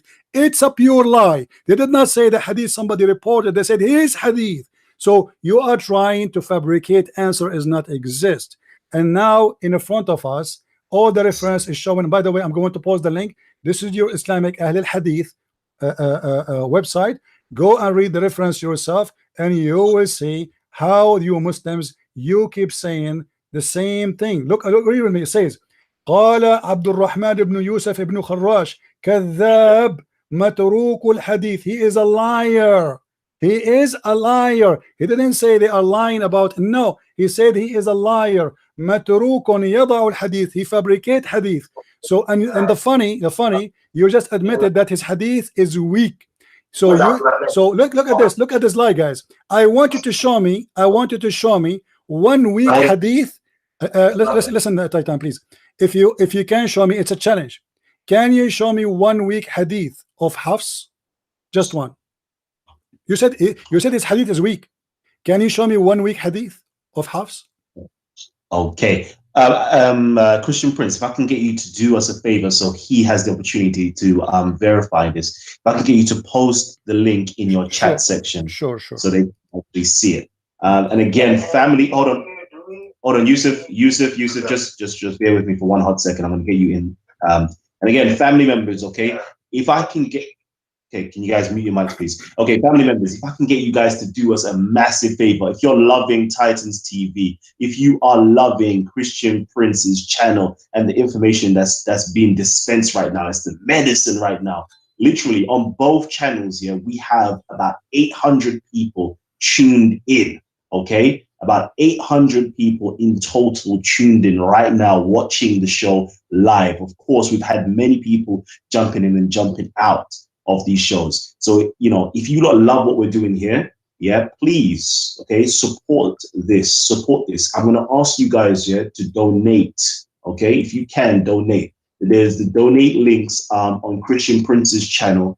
You can donate via Patreon, okay? You could donate. Let me quickly go into this real quickly. So apologize, quick little advertisement, all right? You can go onto Christian Prince's page right now and you could donate via Patreon right here, simply by clicking the link. All right. I'm not too sure if there's a GoFundMe, but if there's not a GoFundMe and you want to support and you want to get something back in return for your support, please go onto the Amazon link. Okay. Christian Prince is a prolific author. He's written many books pertaining to Islam. And I would love for you guys to go over there and support Christian Prince by, you know, making sure he can carry on this work. All right, Christian Prince is an independent, you know, researcher, author, debater, presenter, you know, and the list continues. Okay, and he is, as far as I'm aware, he's self-funded, and you know, a lot of us, we're self-funded. We're doing this simply out of the love for you guys. Okay, so if you can support us, it just makes our life that much easier. All right, and of course, if you guys would like to support us over here at Titans TV, there is the GoFundMe link here. There's the PayPal link here. And there is the super chat button over here as well, where you can go and donate. All right. So yeah, let me just quickly get back into this. And hold on, let me see. Who was it? Whose turn is it right now? Oh yeah, Christian Prince was dropping the link. Let me just go over. So again, as you can see on his Amazon, for those of you guys who are tuned in right now, you can see there is the Deception of Allah Volume 1. You know, furthermore, let me actually go onto his channel and share the link once more, because I definitely want you guys to, you know, support Christian Prince. This work is not easy, all right?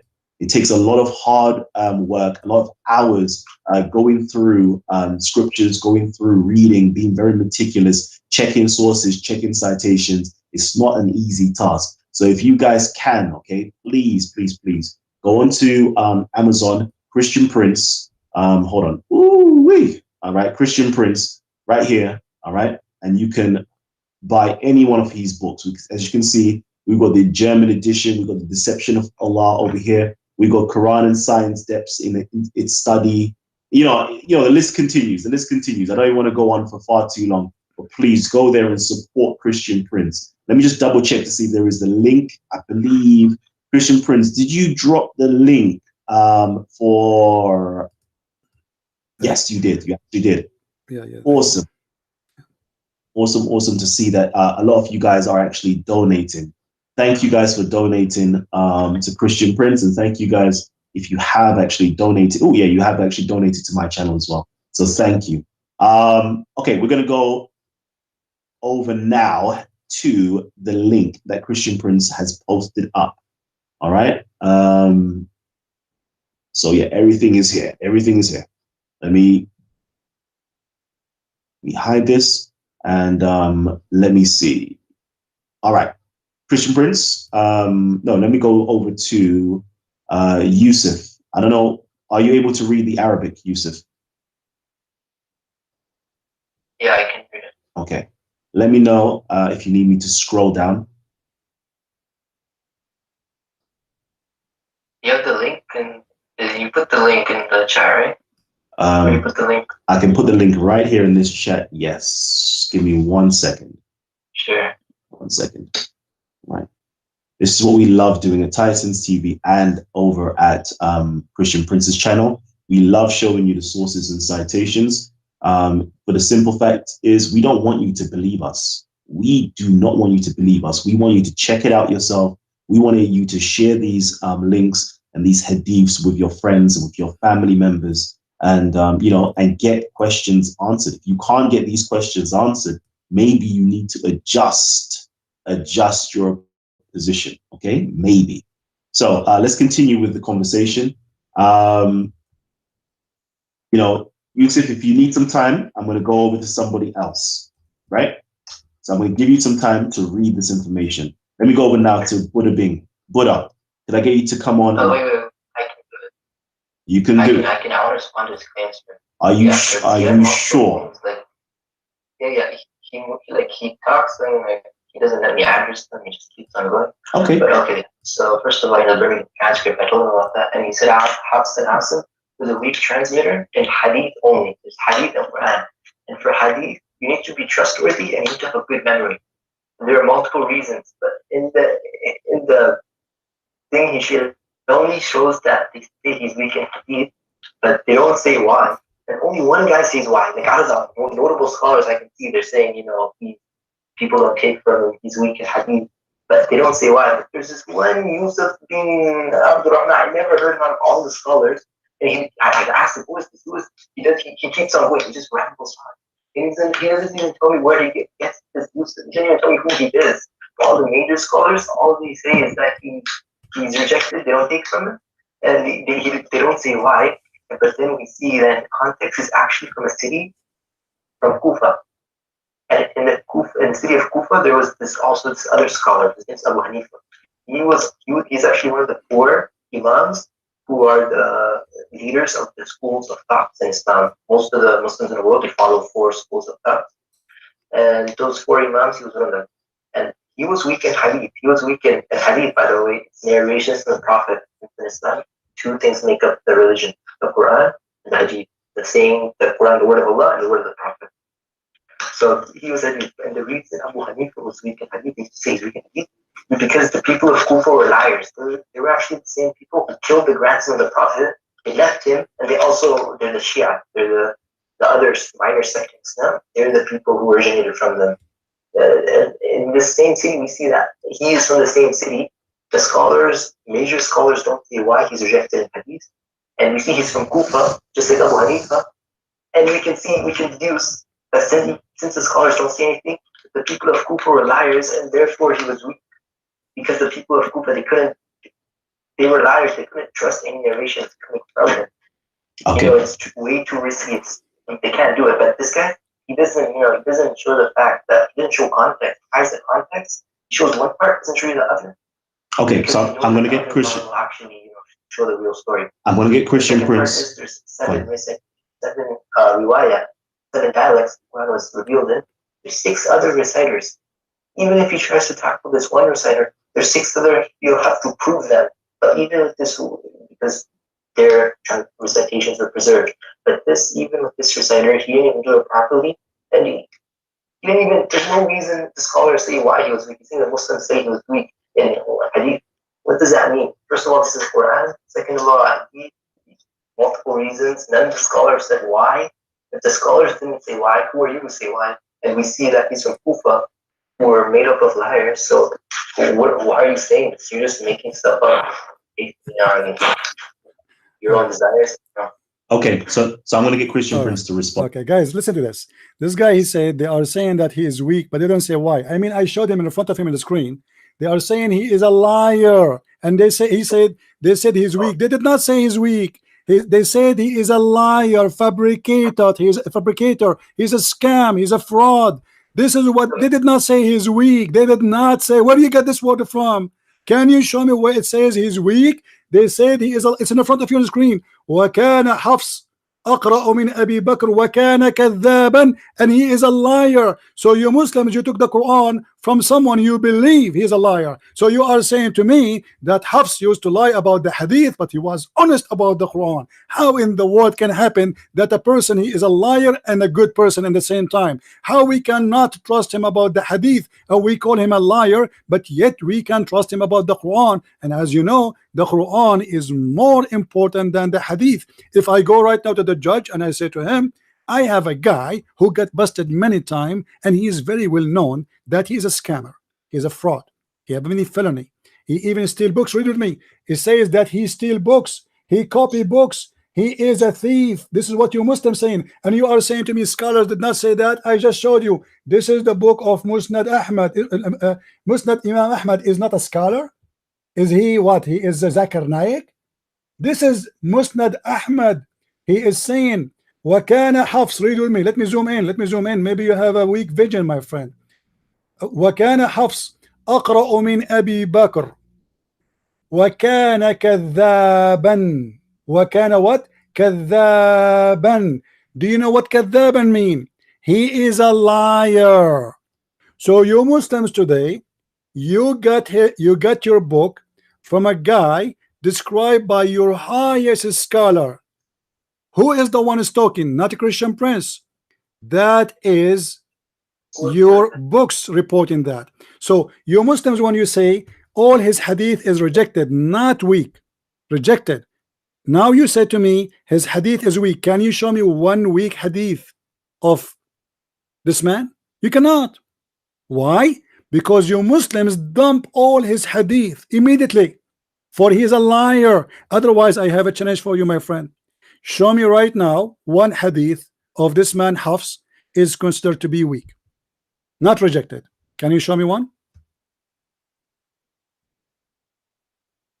I didn't say the scholars took this hadith. First of all, listen, you absolutely went past that.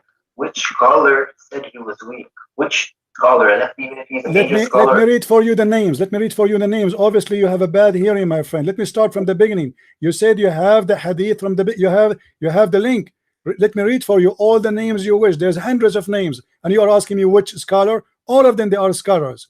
Let us see. Yeah. Read with me. Read with me. قال عبد الرحمن بن أبي حاتم عن عبد الله بن أبي حمد فيما كتب إليه عن أبي متروك الحديث. His hadith is rejected. I just quote for you at least 3 names. Let us continue.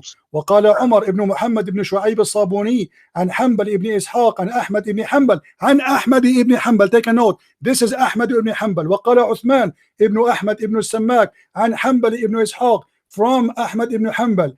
It is maybe it's fine. وقال علي بن الحسن بن حيان فيما قرأه بخط أبيه عن يحيى عن all those names, and you are asking me for a name. All those are names, all of them. So why you are saying to me scholars did not say that? وقال النسائي ليس بثقة. النسائي, he said he is not a trustworthy. Do you know what trustworthy mean? He is not trustworthy. What does that mean? He's a fraud. Because when I say you are not trustworthy, it means you are a bad person. And then he said وَلَا يُكْتَبُ حَدِيثَهُ, and hadithahu should not be written, should not be accepted at all, rejected. And look what Muslim, what about Muslim? وَقَالَ Muslim مَتْرُوك. Muslim said that, not me. Muslim Muslim, Matruk, وقال البخاري. Do you know al-Bukhari? Have you ever heard of al-Bukhari? Maybe you heard of Obama, maybe you heard of Trump, but suddenly you did not hear about al-Bukhari. وقال البخاري تركوه. I'm not the one who's giving the reference. This is your Muslim website. تركوه. They reject him. Al-Bukhari, Muslim, An-Nisa'i. And you are saying to me the scholar did not say that? Should I jump from the window to make you accept what I'm saying? Don't accept, my friend. This is your website. This is your Muslim article, and you Muslim saying that, not me. I'm just sharing with you what I know. Go ahead.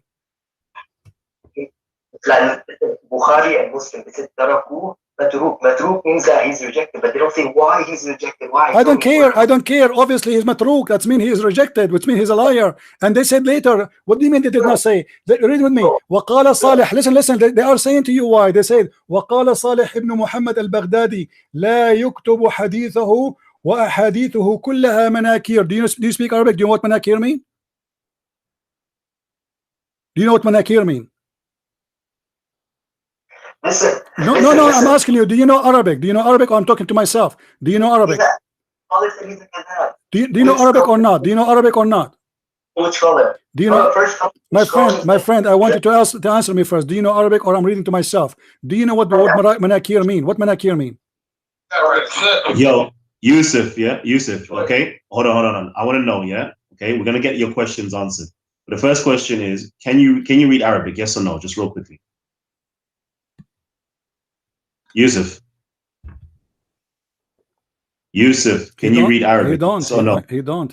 Suddenly he will go dead now. So so you do read Arabic, yeah? So now I want to know, since you can read Arabic, yeah? So what manakir mean? What manakir mean? I'm asking him, what manakir mean? What does this word here that was circling right here, what does this word here mean? Munakir, what does it mean? Just quickly, just bear with me. What does the word munakir mean right here? What does it mean? What does the word munakir mean? Manakir. What manakir mean? He will not hear you, my friend, and he will not hear me. Suddenly he went deaf. Wait, how does it have to do with anything? It have to do. You ask me where they are saying he's a liar. I'm showing you. I am showing you. So what you are talking about? What do you mean? What this is have nothing to do? You asked me for the names of the scholars. They said that about him. I quote for you the highest Islamic scholars, starting from al-Bukhari, with Muslim, with Ibn Hanbal, with Imam Ahmad, and now you are saying to me, look, read with me. وقال عبد الرحمن ibn Yusuf al-Mukharrash, كذاب. He is a liar. What do you want it more clear than this? Why you Muslim you say about a guy who is a great guy for you? Why you call him kadhab? Kadhab mean a liar. Do you agree or not? Wait. What's his name? Yeah, can we maybe just study the text a little bit more? Questions? I don't. Yeah, I think we may have to do that, okay? Because okay. Let's just forget. Yeah, forget the topic. All right. Anyway, next question. hold on. Next question. Disprove the other one. Hold on. This doesn't even disprove. So hold on. I just want to know if you do speak Arabic. What does the word kadhab mean? Kadhab. Kadhab? Yeah. Kadhab means liar. So over here, Christian Prince. Yeah, but listen, the thing is, look, the thing is, like, what most of them just say he's, and the most major scholars in that, I can read it right now, you can read it yourself, they just say that he's rejected, his hadith wasn't written. None of them say why. So you're saying he's a liar, but you don't even know why. But then we see the people of Kufa were liars. Abu Hanifa was the same reason his hadith was rejected. So you're actually wrong on this, and you have actually a weak basis, because it shows that the people of Kufa were liars. So you have a weak basis.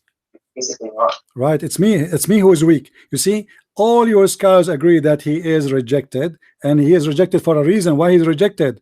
He is rejected, not somebody reporting about him. He is rejected. And they say to you, why? And you are saying to me, I have a weak base. What are you talking about? You are the one who have a weak logic. It's in the front of you. It says that his hadith is rejected. And you say to me, they don't say why. Is that my problem? Obviously, it is clear why. I am rejected my story to you. If I tell you a story, you reject my story. It means you reject how authentic I am. You reject how trustworthy I am. This is why you reject my story. He did not say we reject someone. He said about him, he said he is rejected. He is, and they accuse him to be a liar. And not only that, they accuse him. Read with me carefully. قال ابن سليمان عن شعبة sorry. قال يحيى ابن سعيد عن شعبة أخذ مني حفص ابن سليمان كتابا فلم يرده وكان يأخذ كتب الناس فينسخها. He took from me a book and he never returned it, and he used to take up books and he write it down and he claimed it is his own. They accuse him that he's a fraud. He is a fraud. So you Muslims, you get your book, you don't have manuscript, not even a single manuscript. All what you have, a guy exists after Muhammad 200 years, and he was accused to be a thief, to be a fraud, to be a liar, and this is where you get your Quran from. I mean, he is rejected in the court of hadith, he is accepted in the court of Quran. That is the most funny logic Muslims they have, because either you are trustworthy for whatever you say, for you are trustworthy anyway, or you are not trustworthy. So when you say he is not accepted for the hadith, automatically he should not be accepted for the Quran, because the Quran is higher than the hadith, which means it is difficult more to accept somebody to witness for the Quran from witnessing for a hadith, because it's a higher value for the Muslims. But you Muslims do the opposite. You reject him for the hadith, you accept him for the Quran. In the hadith you say he's a liar, he's a fraud, he's a big fat liar, he's a scammer. But in the Quran you say he's good, he's wonderful, he's trustworthy. I mean, this is the most funny religion ever you can come through. Stanley said, okay, let me reply to you. So it took you so long just to answer that one question. Who said he's a liar? Out of all those scholars, who said? You finally brought me something. I just gave you his name. What do you want to do? You want me to go and bring you the guy? The guy is dead. وقال يحيى ابن سعيد عن شعبة. If you did not hear about Shu'bah, this is your problem. That's me, because you are not a person who knows your religion. Go and see who is Shu'bah. أخذ مني حفص ابن سليمان كتاب فلم يرده وكان يأخذ كتب الناس فينسخها وكان كذاب. And by the way, he is not only the only one. He says that as an example. Read with me carefully. وقال أبو أحمد ابن عدي عن الساجي عن أحمد ابن محمد البغدادي عن يحيى ابن معين. Look how many. كان حفص ابن سليمان he was. And أبو بكر ابن عياش من أعلم الناس بقراءة عاصم وكان حفص أقرأ من بكر وكان كذابا وكان أبو بكر صدوقا. Hafs was a liar and Abu Bakr was trustworthy. And are you going to say to me who said that? After all what I said, all the names I mentioned to you, you will say to me who said that. Okay, go down, scroll down. Let me see. Okay, look, listen. First of all, out of those 30, you finally found one. From Abdurrahman bin Yusuf bin Khurash. What? Do you understand what he said? I don't understand what he said. Let me reply. Let me reply. I've been talking for like 5 minutes straight. Well, you've been talking for about 30. Both of you have been talking for about 45 minutes. Like, I'm going to talk for like what? I talk. Okay, but listen. Out of those 30 scholars, you only found one that says, liar. No, my friend, I found all of them say I'm liar. You are the one is liar now. Let me get you busted. قال عبد الرحمن ابن يوسف ابن خراش كذاب. This is the first one. Count with me. Stop lying. Don't say to me only one said that. All of them they said that. وقال here we continue. وأبو بكر بن عياش من أعلم الناس في قراءة. وقال أبو أحمد ابن عدي عن الساجي. Look how many. أبو أحمد ابن عدي and the Saji and Ahmad ibn Muhammad al-Baghdadi and Yahya ibn Mu'in, they said that Hafs kana kadhaban. So now already I gave you 5. Let me continue, and you are telling me only one. What's wrong with you? And then if we go back in the website up, you will see other people they are accusing him to be kadhab, because this is why he is matruk al-hadith. Read with me. قال عبد الرحمن بن أبي حاتم عن عبد الله بن ابن أحمد فيما كتب إليه عن أبيه متروك الحديث. I'm not going to waste my time with this guy. Obviously he's a kid. Okay. There's no need to waste our time, because all of this is still saying to me he's just weak. I mean, they are saying in his website, in his Islamic website, in their scholars' words, that he is kadhab. They use the word liar, and he says to me, so what? Exactly. So you know what? Yeah, I think this point to me, personally, Yusuf. Okay, this point seems to be proven, you know, categorically that there is 1, 2, 3, 4, 5. I believe it's at least five different individuals that Christian Prince has mentioned in that chain of narrations that has stated that he is a liar. And I don't know what type of wiggle room that you really want for that. So that's not true, because the one he quoted with the multiple narrators, it doesn't say he's a liar. I used to, you know, take my books to read and copy the books of the people, like how you would back then in presses. Used to get a book, copy it, so then they could do it for themselves without borrowing it. That one with 5 narrators, that didn't even have the word kadhab inside it, first of all, okay? Second of all, he interrupted me. He went on for 10 minutes.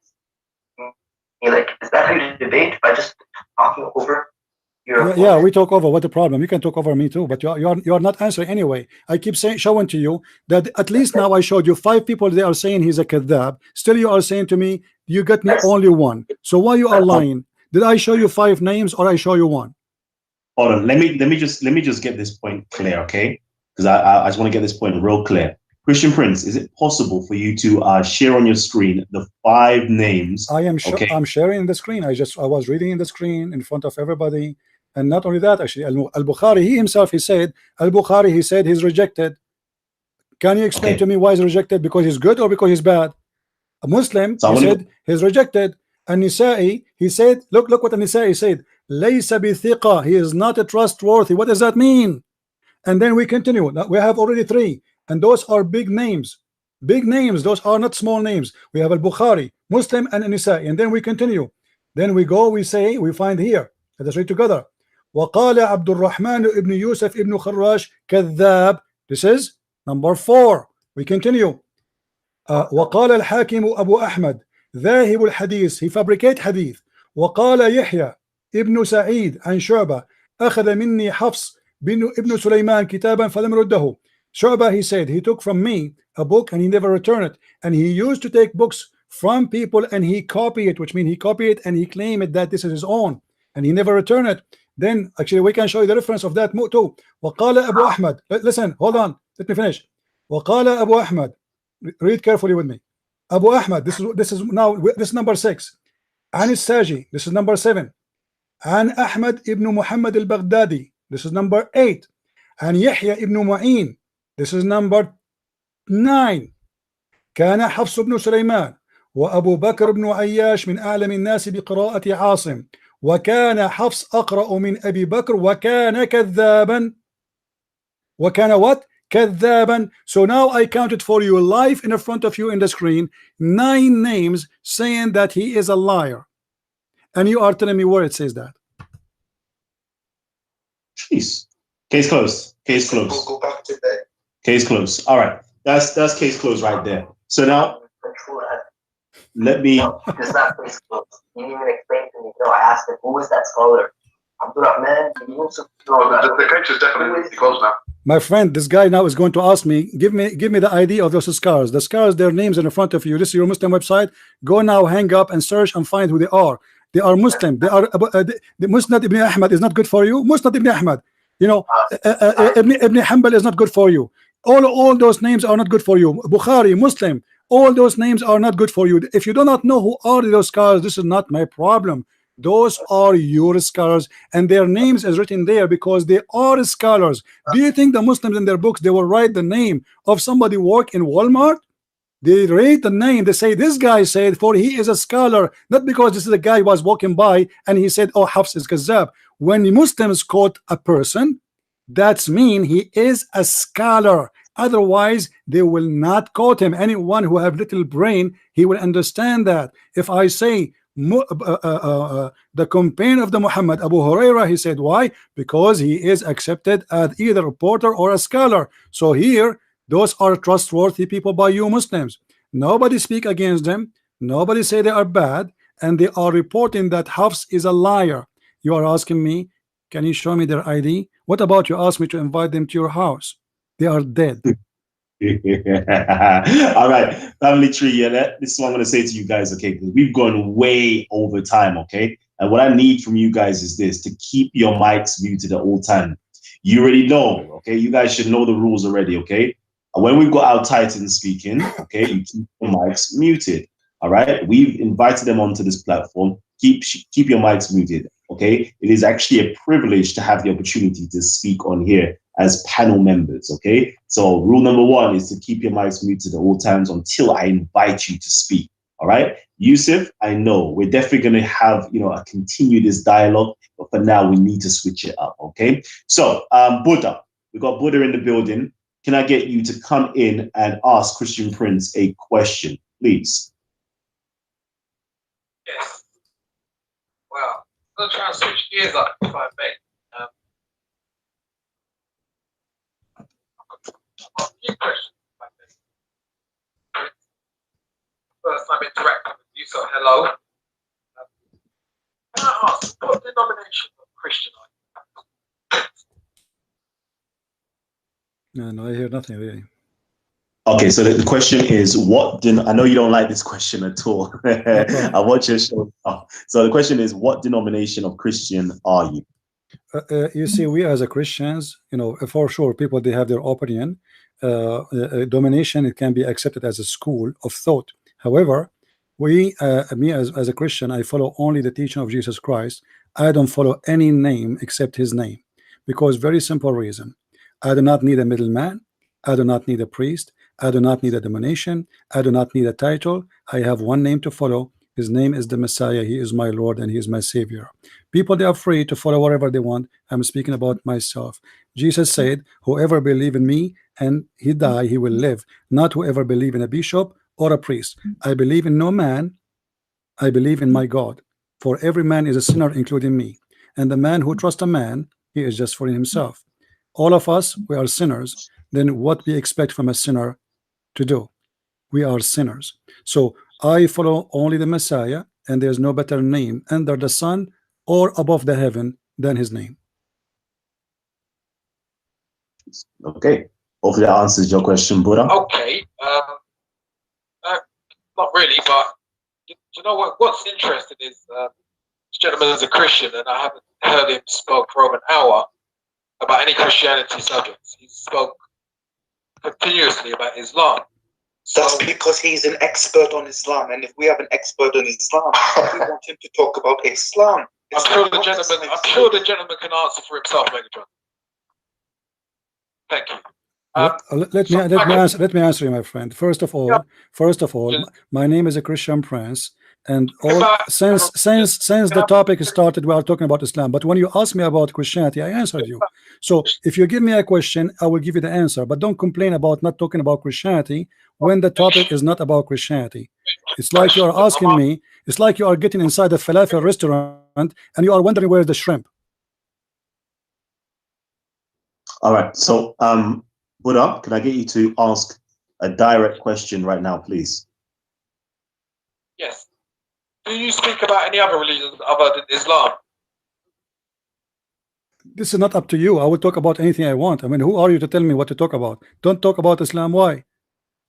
I'm not telling you, I'm asking you. I'm asking you a question, not telling you anything. I don't understand. What is the question? Say again. What is that? What he said? So the question is this: do you speak about any other religions other than Islam? My friend, I talk about anything come to me through my life. I'm a human being living this earth. I'm not an alien. So if there is a reason for me to talk about something else, I talk. However, I have degree. I study Islam. So if you go to an eye doctor, you don't ask him to fix your tooth. This is my specialty, and I talk about things for a reason. Now, if somebody asks me about something else, I will answer based in my knowledge. I don't claim to be a person who is a doctor. I don't claim to be an engineer. I am a specialist. This is my study, and this is what I can help you with. Islam. Do you need any help? Okay, that's brilliant. Okay, yes, thank you for the answer. Next question I'm going to ask you is, what has interested you about Islam so much? I mean, you said at the beginning of the show that you're a qualified judge in the Sharia court. I'm confused. I mean, if you've got a love for Christianity, you sound like a very intellectual person.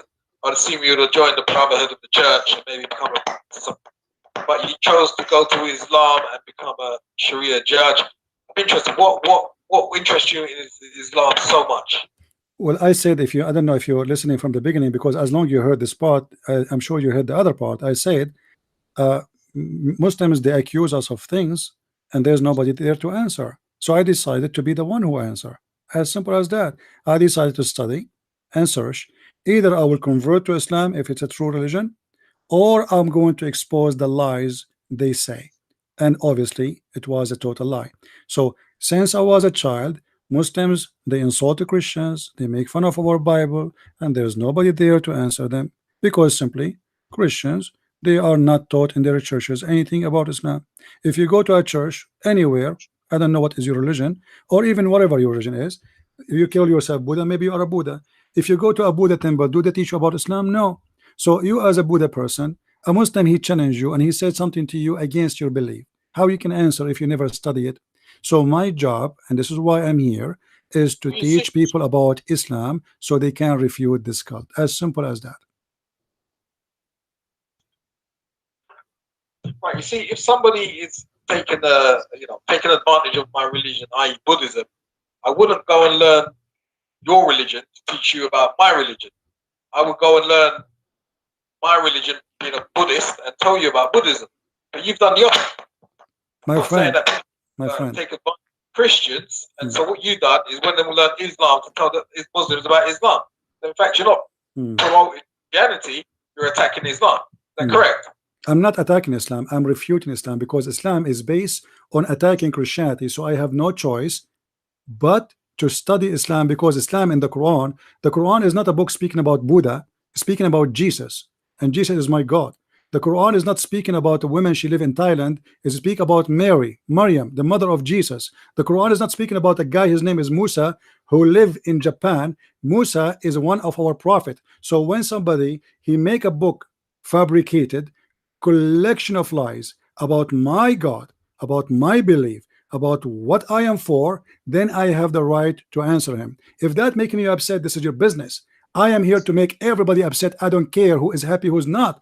I am here to defend the truth, and the truth will set you free. So you are saying to me, well, why you don't go study your religion instead of studying Islam? Who said to you I did not study my religion? But why I want to stop there, and why and how you can fight a disease without studying the disease? Have you ever heard of a scientist? He want to fight the cholera, he want to fight AIDS, but yet he don't want to have it in his laboratory. In order to fight a disease, you have to know what the disease is about. You have to know everything about it. And the more you discover, the more the disease is weaker and you are stronger. You, in your case, you are asking me to live like the bird. It's called the ostrich. When a danger come, what do? You put your head in the sand and you cover your head and you say, okay, I see nobody, so I am safe. But the wolf, he will snap your neck in a second. We don't do that. I am here, a doctor for the sick one with this disease. It's called Islam. You don't like my clinic, don't come. All right. All right. Okay, I actually have a statement, if you allow me. So you said one second. Christianity. One second, Yusuf. One second, Yusuf. Let me say something, please. No, all 1 second, Yusuf. Okay. 1 second. All right. So, I'm gonna pre-warn you guys. Okay, we've been on here for over coming up to about 3 hours now. Okay, Christian Prince has been on his channel for over 5 hours. I'm pretty sure. Okay, so I'm just letting you guys know that we've been on for a very long time, and we have to close down or wind down the show soon. I know you guys want us to continue, but we can't do this all night. Okay, I'm going to warn you guys from now. So everybody who hasn't had the opportunity to speak, please just mute your mic and unmute your mic and mute your mic again, so I know which order I'm going to actually go to, or who I'm going to go to first, second, and third. All right. So I can see Megatron wants to get involved. Christian Malik wants to get involved. Who else is here that wants to get involved as well? Gabs, not you? No? All right. So I'm going to go to Christian Malik first because I don't believe you've had your say yet. Go ahead. Yeah, hello. I'd like to ask a question to Christian Prince. Do you think that Muhammad is the false prophet from Revelation? Or do you think he's like the Antichrist? Or do you think he's neither of them? All right. Well, you know, Muhammad as a person, if you get my books, you will find that I study the logic of Muhammad and the mentality of Muhammad and the brain of Muhammad. I believe Muhammad is a sick man. He have a mental issues. This is number one. And we can say as a Christians that obviously Muhammad is possessed and he have a satanic problem. Even the Muslims and even Muhammad himself, he confirmed that. If you go to the Quran, and there is a very, very well-known book written by Salman Rushdie long time ago, maybe before many of you even born.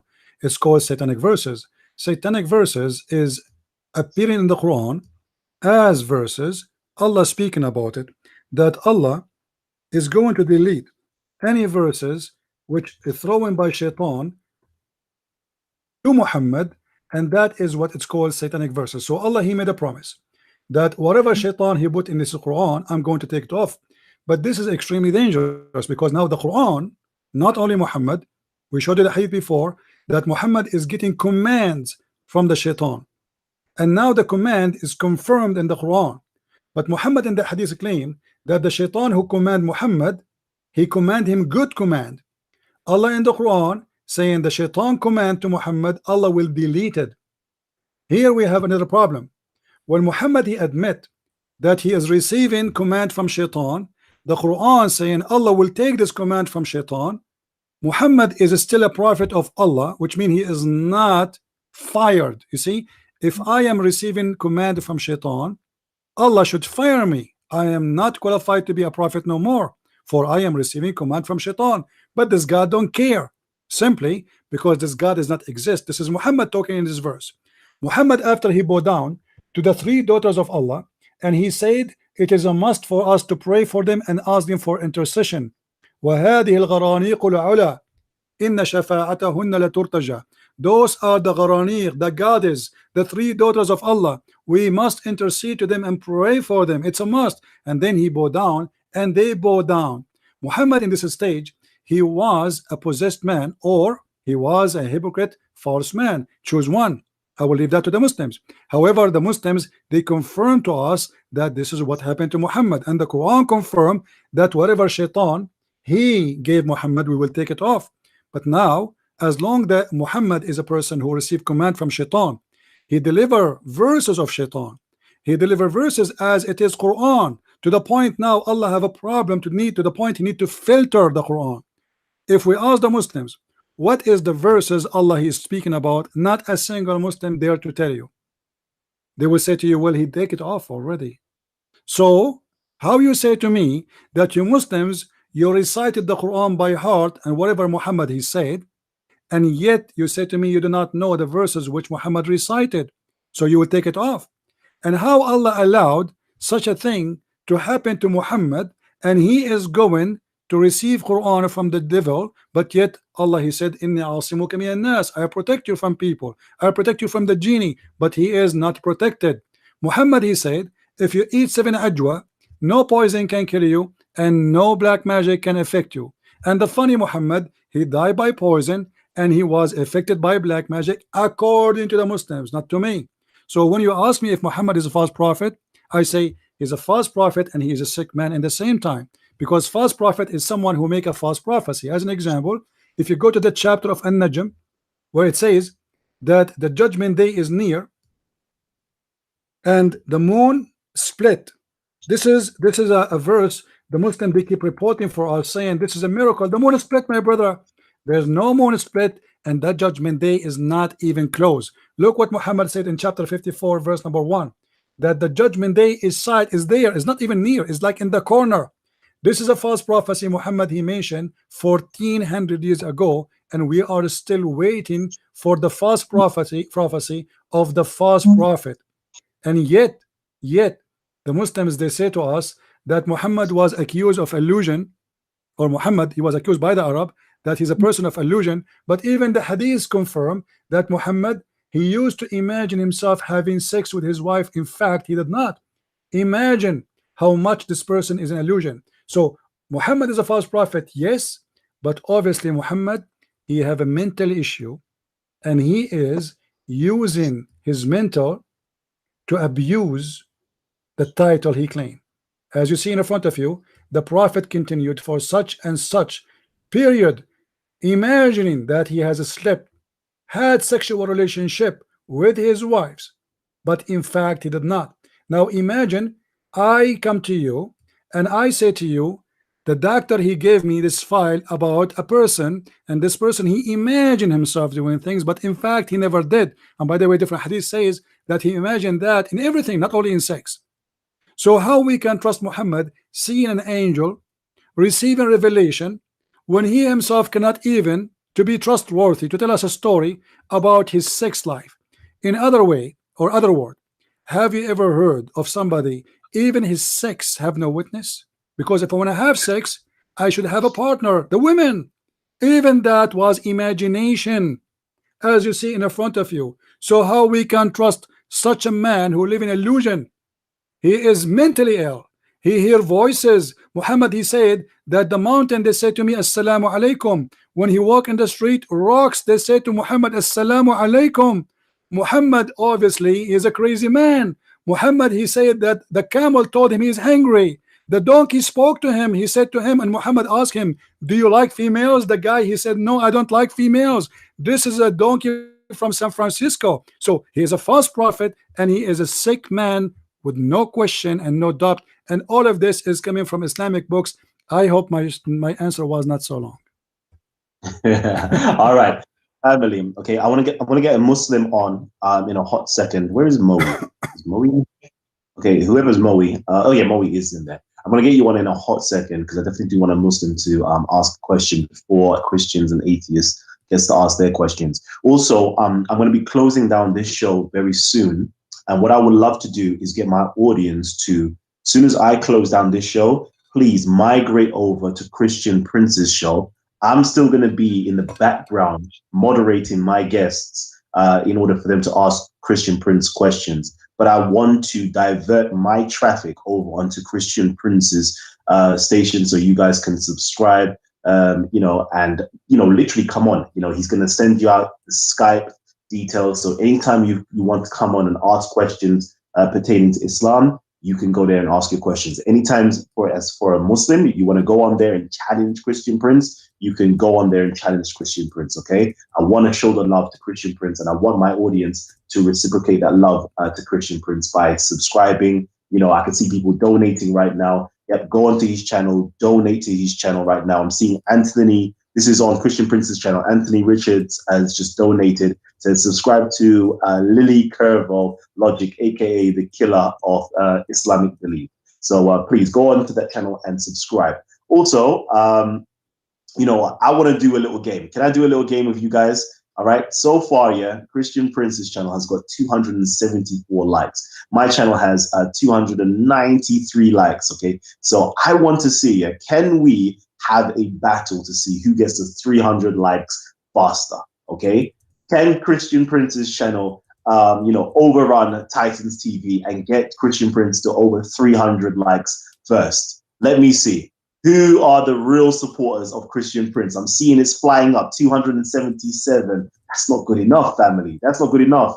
We've got 300 already, okay? So, Christian Prince, please, 284. Come on, family. Yeah, you lot been watching Christian Prince for, years now, months, some of you days or weeks for others. Please, I would like to see those numbers skyrocket. That's it, 293. Come on, we've got 7 more likes before we continue. I'm going to keep on waffling until we reach that 300 like mark on Christian Prince's channel. Come on, family. There we go. We reached 301 likes on Christian Prince's channel. Absolutely fabulous. Wonderful. I like that. I love that, right? We love showing the support. We love showing the love. This is what we do. All right. Let me go over now to Moe. Moe, can I get you to ask your question to Christian Prince, please? Moe, if you're there, or if there's any other Muslims on the panel, is there any Muslim on the panel that hasn't had their voice heard yet? Please come on. Moe, I've seen you been talking in the chat section with Megatron and other people. Please, if you've got the opportunity to unmute your mic, Hello? unmute your mic. Yes, hello. Hello? I think it's the guy with the hair that wants to talk. Okay. We're going to wait until all the Muslims get the opportunity. All right.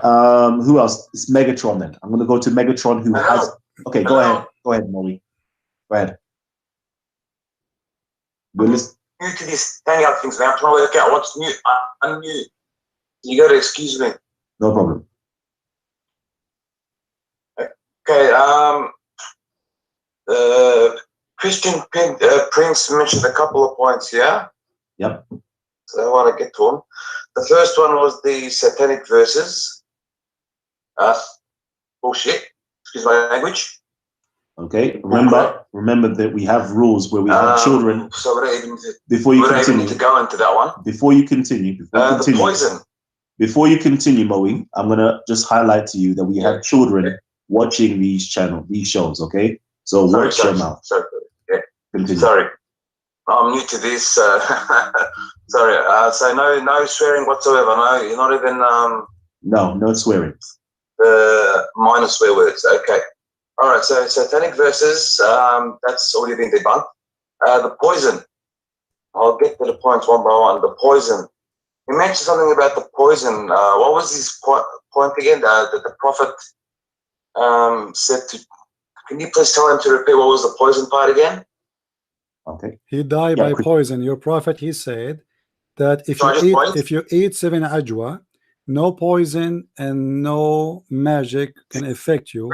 And your prophet was infected by magic and he died by poison. And regarding the satanic verses, why you said that word? It is in your Quran, it is in your hadith, it is in your interpretation that your prophet received satanic verses. Are you accusing Allah that he is lying? I just showed you the verses in the Quran in front of your eyes. So what do you mean this is whatever? This is a shame that you're insulting your God because you call it that word when Allah is the one who said satanic verses is true. Unauthentic sources all the time. So I showed you the Quran. I showed you the Quran. Are you saying the Quran is not authentic sources? Sources? Please, Christian, if I can just speak without you speaking over me, if that's okay. Go ahead. Megatron, I know you're a troll and you have complete and utter hate. I've realised over the last 6 months that you're going nothing but hate for Islam. So please, if you don't mind, can you mute your mic? Kalam, I'm talking to Christian Prince Kalam. All right. Focus. Kalam, you're good at muting Muslims when they're talking to Christian Prince. Okay, Moe. But you're not good at muting people when they jump in and what's called. Do I make sense? All right, Moe. I advise you to just watch yourself. Yeah. But continue. Go and ask Christian Prince your question. Continue. You hear what I said? You ask Christian Prince. Mute everyone that was talking to Christian Prince. Yeah, bro. And this is a live show. No, just ask Christian Prince your question, innit? What I'm trying to say is ask Christian Prince the question quick time. Okay. I'm not going to even let Megatron affect my gospel. All right. So he mentioned these satanic verses. They're unauthentic sources, all proven to be fake. If they were true, then there wouldn't be a single Muslim today. Second of all, tempted by the devil. I think the only one that was tempted by the devil was his God, apparently Jesus in the Bible. Can you address that? And second of all, third of all, the Bible mentions poison, where you can drink poison. If you believe in Jesus, you will survive. You won't die. He tried to mention that the Prophet Muhammad was saying that the end of times was not far away, or Judgment Day was not far away. Well, we know he's an Arab speaker. When the Prophet Muhammad mentioned that, he meant it wasn't far away, meaning there's not tomorrow after tomorrow. And this world is been going for centuries and centuries, so not far away doesn't have to mean tomorrow. And I think it was Paul in the Bible who predicted that Jesus will come back in his lifetime. So are you done? Literally. Are you done? So can you please address all those points, Christian Prince? Sure. Let us go one by one. You said that. You said. Let me answer now. You said that this is a proven to be fabricated. This is my challenge to you. Can you show me? Can you show me where you get the proof? I mean, it's very easy to say it's a proven to be fabricated. Obviously, you just admitted that the Quran is a fabricated book because it's your Quran saying that Allah is going to delete whatever Muhammad received as satanic verses, and you are saying to me it's a proven to be fabricated. Everybody heard you, be my witness. This guy, he just said that whoever said that the Prophet received satanic verses, he is a fabricator, he is a liar. But the Quran is the one who said that. Secondly, you said it's a proven to be fabricated, but yet you never quote for us who is the one who said so. If we go right now and read the interpretation of you Muslim scholars, we will read the following. Read with me if you know how to read. I hope you are not illiterate like your prophet. Read carefully with me. This is your Muslims. This is your Muslims statement, not me. What the Muslim statement saying, what your scholar saying. Let us read together. I hope you are reading with me. وقال البيهقي في سنته volume number 2 page number 2 volume number 2 page number 3114 and Ikrama and Ibn Abbas. Ibn Abbas is the cousin of the Prophet. This is not the guy who work in Walmart, the one who work in the cashier. This is the cousin of the Prophet. And Muhammad, he said, no one, Allah, I pray to Allah that to make Ibn Abbas Hibrul Ummah, which means the scholar of the nation. This is the only one Muhammad named as a scholar by his own word. And look what he said. When the Prophet, he arrived, he was reciting the chapter of An-Najm, حتى انتهى إلى, until he arrived to أفرأيتم اللات والعزى ومناة الثالثة الأخرى فجرى على لسانه تلك الغرانيق العلا الشفاعة منها ترتجى. Let us translate. He said, Ibn Abbas, remember, this is not Christian Prince, Ibn Abbas, the cousin of Muhammad. When the Prophet arrived reciting, do you see Al-Lat and Al-Uzza and Manatu Salithat Al-Ukhra, the three daughters of Allah? In his tongue, the words came saying, those are the goddess, which is, they are the highest goddess, which their intercession is needed and to pray for. Then he continues saying, فقال فسمع بذلك مشركون أهل المدينة فسروا بذلك. And then the mushrikeen, the kuffar, the pagans, the Arab, the family of Muhammad, they heard Muhammad saying that and they were so happy. If we continue, we can show you in many places. Not only that, even he bowed down. He bowed down and they bowed down with him. Let us give you more reference because you might say now, this is how the Muslim, by the way, they finish the topic. They say, it's proven to be lie. It's proven. Where? Show me. Give me a reference. Majma'ul Zawaid, volume number 7, page number 70. And then we can go. We say here, we found the following. Let us read together. قال Abdullah, etc. Abdullah, he said, and this is reported in Muslim, volume number 2, page number 88, and reported by Al-Bukhari, volume number 6, page number 52, عن الأسود بن يزيد عن عبد قال أول سورة أنزلت فيها سجدة والنجم فقال فسجد الرسول وسجد من خلفه إلا رجل. Let us see what this is about. This is about Muhammad receiving the satanic verses. He bowed down and the kuffar bowed down for him because they are worshiping one God. And you are telling me this is a fabricated, this is Sahih al-Bukhari in the front of your eyes. And let me show you the hadith number so you don't say to me it's weak, because I know the recipe. Muslims, they have one answer. Anything you say to them, it is weak. It's proven to be wrong. Volume number 6, book number 60, hadith number 386. Let me show you the other one. Hold on, we are not done. All right, this is Sahih Bukhari too. All right, hadith number 3852, book number 63, hadith number 79. Hold on, I'm not done. Hold on. Sahih Muslim, Allah Apostle, he recited the Surah of An-Najm and performed prostration during the recite, and all those who were along with him prostrated themselves except an old man. But those, who are they, those men? They are, read with me, those are kuffar, the guy he died and he's a kafir. They are bowing down with Muhammad. And this is the reference in the front of you, Sahih Muslim 576. So you Muslims, when you say to me, this is proven to be a lie, it is your lie. Now let us go to the poison. You said to me that the Bible says if somebody drink poison, he will not die. My friend, we are a Christian, we believe that Jesus himself died. So obviously you have a stupid understanding of our Bible. If our God himself, he died in the cross, how in the world you get that verse with that meaning? That verse saying that whoever believe in me and die will live. So the Messiah, he said we will die, he said we will be crucified, he said we will be killed, he said we will be slaughtered. He said and spoke about someone like your prophet. He said time will come and people will slaughter you, will kill you, thinking they are doing favor to God. And he's speaking about Muhammad and his followers. And yet you are saying to me, we believe if we drink poison we will not die. This is not what it says. It says that if you drink poison, if they kill you, if they slaughter you, you promised life, for you are alive with Jesus. Now we go to the Quran. Muhammad, he said, if you eat 7 ajwa, you will not be affected by the black magic and you will not die. Do you see it?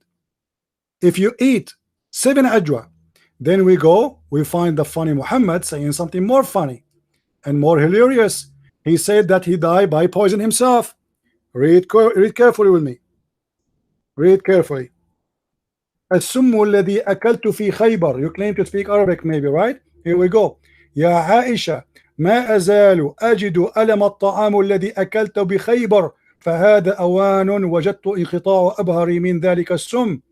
This is the hadith, Sahih al-Bukhari. Don't tell me Sahih al-Bukhari is weak. Prophet said in the element of which he died. Which element? Which he died, not the element of being sick. He's dying. Used to say, hold on, stop. Used to say, which means every day. Used to say, oh Aisha, I feel the pain I ate I feel the pain caused by the food I ate at Khaybar. Khaybar is a Jewish tribe. Muhammad, he slaughtered those people and he raped their women.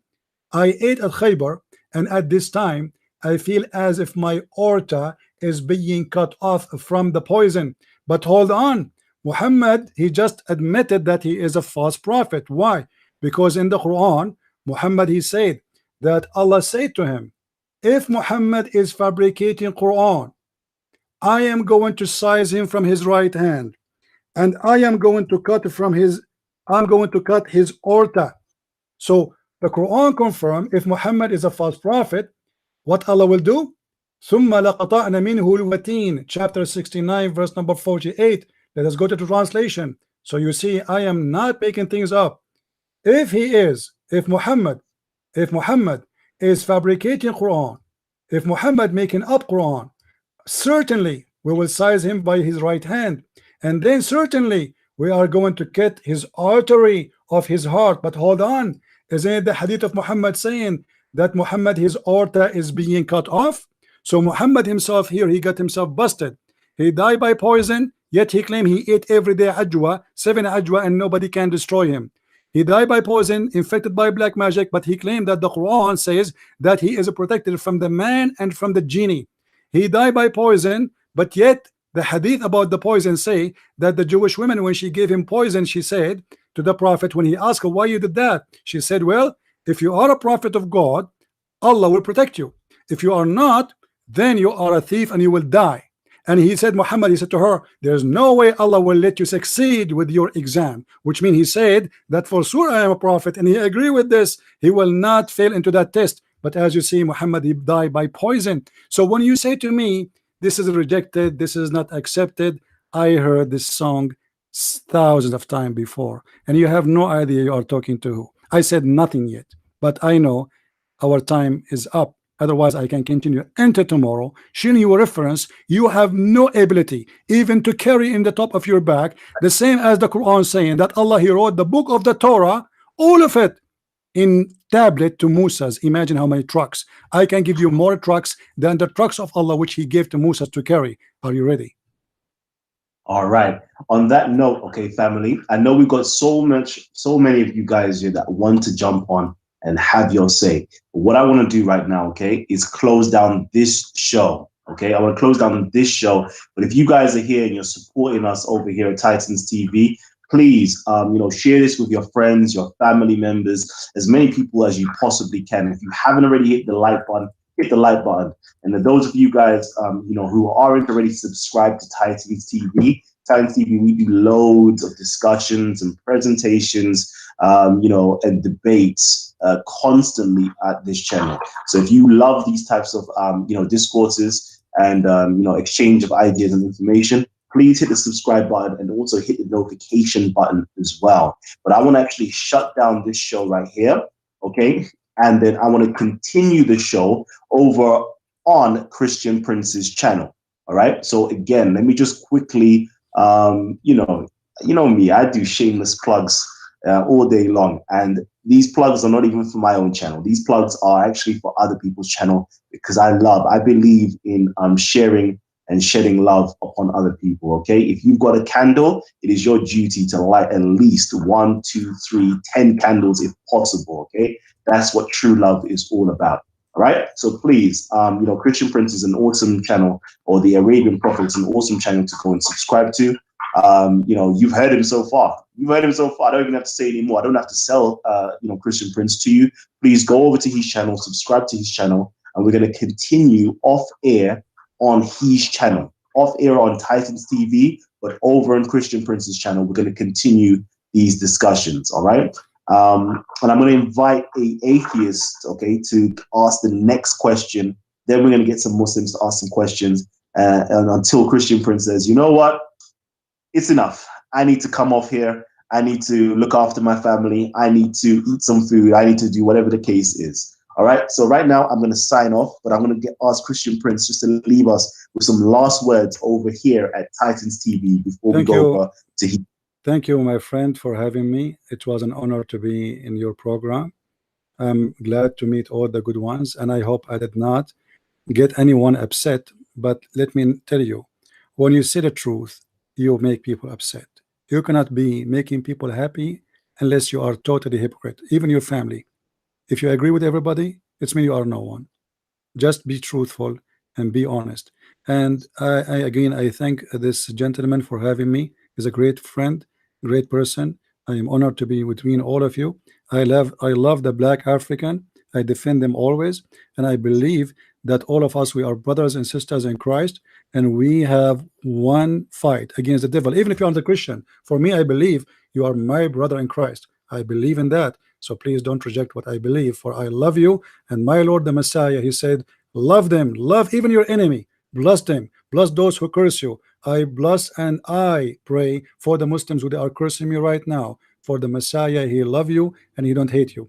And if you don't mind, my brother, if you don't mind, post the link of my channel under the info of your video there, so people who like to join us, they can join us and they can continue with us. And whoever you are, a Muslim, please feel free to come and debate me. I am the Christian Prince, and I am a prince by his name, the Almighty God, Jesus the Christ, and his name is glorious. Thank you, and God bless you all. Thank you. Thank you very much. Again, family, you will find all the details either in the chat section or underneath in the description box for Christian Prince's channel. So please go over to Christian Prince's channel and support us over there. We're going to be there till the early hours of the morning. So please go and visit the channel. All right, family, we're signing out, but we're going to be continuing live over on Christian Prince's channel. Peace and love. I'll see you on the other side. Oh, man. Young Cali, baby. All right. So, okay, Christian Prince. Okay, we are live on Christian Prince's channel right now. I know we've got a few other people that would love to ask you some questions over here on Titans TV. I'm going to open up the mic to Megatron. Okay, so Megatron, your mic is open. Please ask Christian Prince your questions. Christian Prince, brilliant show. Thank you very much. Can you describe how Allah is a man God according to Islam, and that how he has 10 fingers? And just please elaborate on the anthropomorphic features of Allah, please. I did not hear the question. Can you repeat, please? If you can, I think the sound is coming to me because you are using the phone. It's not coming good. So if you can tell me, Kalam, what he was saying. Okay, so I think he's asked you basically for the man God.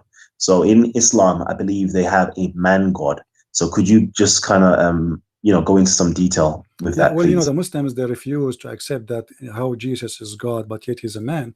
But in the fact, the Muhammad, he described his God as a man. And actually, Muhammad is worried that in the judgment day, the Muslims, they will be confused about between two people. One of them is the Antichrist, the false Messiah, and the other one is Allah. Now, if you read with me here, you will see the hadith saying the following. This is the hadith, and this is a Sahih hadith. I hope Muslims are watching. The Prophet said, I have told you so much about the Dajjal. The Dajjal in Islam is a false liar Messiah, which means he's a person who will come and he will claim to be the Messiah, but he's a false man. That I'm afraid that you may not understand. The Antichrist is short, hinted, woolly-haired, one-eyed, and eye-sightless, and neither protruding and nor deep-seated. If you are confused about him, and you should know that your Lord is not one-eyed. So Muhammad, he is afraid that the Muslims, they might be confused about the look of Allah and the look of the false Messiah. And the only difference between the look of Allah and the look of the false Messiah is the right eye.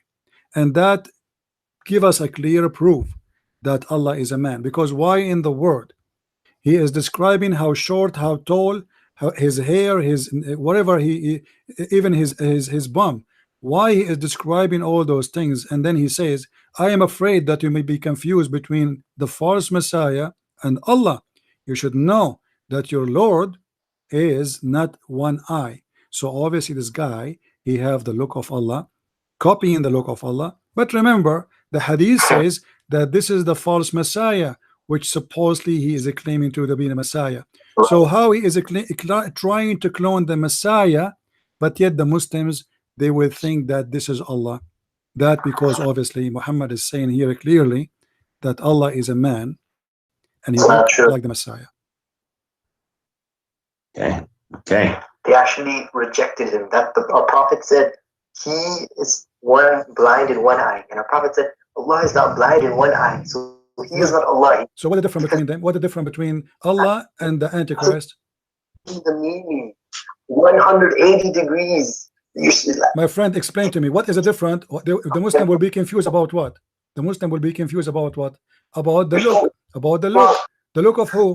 The look of the false Messiah. Hold on. About the look of the false Messiah, not about the look of the false Messiah and the real Messiah. He is saying your Lord. Is the Messiah is your Lord? Is Jesus your Muslims is your Lord? So Muhammad is speaking about Allah. After anyways, how is that even related? What? How is that related? What are you saying? What's wrong with you? Why would you say such a thing when it's absolutely the opposite? I'm not saying. I mean, my friend. What is the difference? What is the only difference? So we can recognize the false Messiah from Allah. What is the only difference according to your Prophet? You're the false Messiah, okay? I'll use the same. My friend, I want an answer. What is the only difference? What is the only difference between the false Messiah, who is a man, and your God? Can you tell me the answer? What is the only difference? What is the only difference? I'm waiting for your answer. There is only one difference in the look between Allah, your Lord, and the false Messiah, which is the eye. Do you agree? What are you saying? It doesn't say there's only one difference. It says that. Muhammad, he mentioned only one difference. It says you should know that your Lord is not one eye, while the other guy is one eye sighted. Didn't see it, see it. What do you mean? What do you mean? People are laughing, my friend. People are laughing. If you try to deny it, that's mean you are making yourself a joke for everybody. This is what it says. He's comparing between the look of who? The look of a man. A look of a man, not a God, not an angel. This guy is a man. He is a human. He is going to come to us claiming that he is the Messiah, but yet he is powerful. He will do miracles. Listen carefully. Listen, don't talk. And he is going to make the Muslims confused. Confused about what? About him. Him being what? Being Lord, being God. So Muhammad is saying to you, be careful. Allah is not one-eyed. This guy is one-eyed. So what is the difference between them? Okay, can I just pause 1 second? Yusuf, just 1 second. Is it possible, okay, because I know it's going to be very difficult for me to moderate this chat section, okay? So I know Christian Prince is able to moderate on his channel and mute on his channel. So if I can get you guys, okay, to migrate over via the Skype, okay? So if you've got Skype, Yusuf, if you can go over onto Christian Prince's Skype channel, I believe it's the Debate TV. Let me just double check that. Yes, Debate TV. Debate TV. So do you have Skype, Yusuf? Just post my channel in your page, and if they want, they can go there, and we can continue. I understand that you are tired, and actually I've been here for many hours, but I don't mind to take the Muslims for a couple of hours more because it's fun. Okay, so Yusuf, okay, just because I'm going to be really upfront with you. I know I'm not going to be able to moderate it completely. So if you have Skype, do you have Skype by any chance? I don't. You don't have Skype. Okay. I'll download it. Okay. But why not here? Why not here? Yep. Sorry. Can I? Yes, Moe. My friend, I'm going to go off to my channel, and thank you very much for having me here. It was really a pleasure to be there. And all the Muslims who want, they can call me live. I'm still there. I might stay there for maybe half hour. We will see. I'm already for more than 6 hours here, So I know. And we are here almost every day. So Muslims always, they can call us. And you yourself, feel free, my friend. As I said, you can invite me anytime you want. If I can come, I will be so happy, and I will be honored. Maybe one day I can see you face to face and have some coffee together. Definitely. Right. That would be wonderful. Thank you very much, and have a good night. Thank you. Bye-bye. Bye, Christian. Bye. So all right, guys.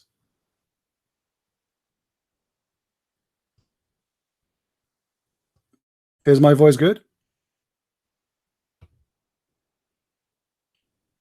Did you have fun? I'm sure Christian Prince, he lost. I mean, like, come on. We have to admit. The Muslims, they made me shish kebab as usual. This is why always every month I have to spend a lot of money buying glue, because they turn me pieces. After I close, I have to spend the whole night putting myself together. I mean, what I can do? Weak. We are weak, and we don't make sense. Isn't it obvious?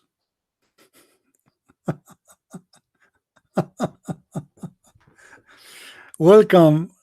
Welcome. I hope today the people, they saw how crazy this cult is. This is the most stupid religion. They have big mouth. They call us names. They call us kuffar. They call us najis. They call us whatever they call us, but they cannot answer a question. They are used to talk to people who have no knowledge, people who knows nothing. They expect you to talk about Osama bin Laden, ISIS. ISIS is not Islam.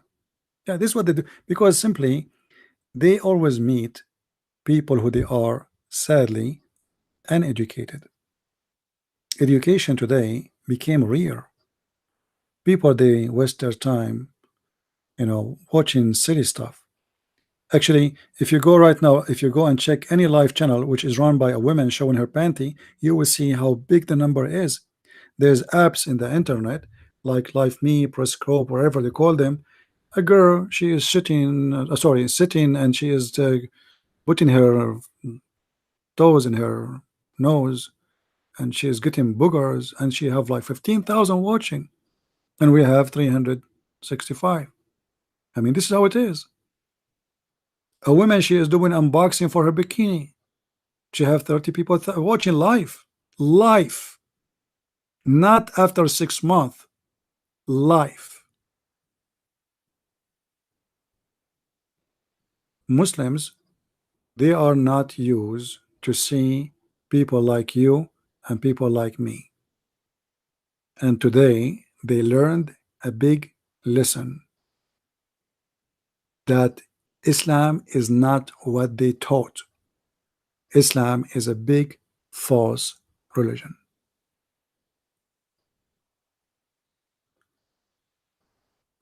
And my friend, knowledge is good for all of us. You see, when you go and you sit between people, even like friends, you are visiting somewhere, the second you open your mouth, when you are a person of knowledge, people, they listen. You feel that you have your place right away. People, they notice you. This is why I advise everybody to educate yourself. Education is not a school. I did not learn about Islam from the stupid Islamic school. They never answer a question. I used to put my hand up. They say, not you. I have no answer. No, don't ask me. No. Don't ask. Don't ask. And this is exactly what the Quran teach in chapter 5 verse 101. Ask no questions. You can ask questions as long they are silly, like, brother, should we shave our underarm in the morning or at night? A brother, if I shave around my private part, is it okay to use a machine made by the infidels? A brother, a woman, she had a drink, some ice cream with me, and she is my fiancé. We are going to get married. Is that true that now she became my sister? As long you are asking silly, stupid questions, you are welcome.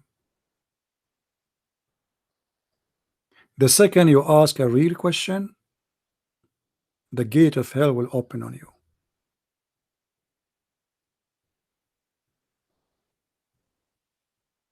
Just be silly, and that it's all what is needed.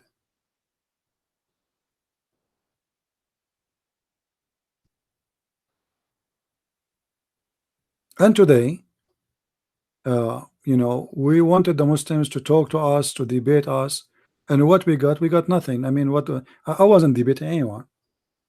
Where is the debate? I cannot even find a person to debate me, because those they have no idea. Even those who claim to be Arabic speaking, they claim to be from Saudi Arabia, they claim to be sheikh, they grow their beard. I mean, if a beard growing will make you a scholar, well, let us have a goat here. A person who knows Islam very well, he will never dare to call me. Only those who do not know Islam, they call, because they think they can play games.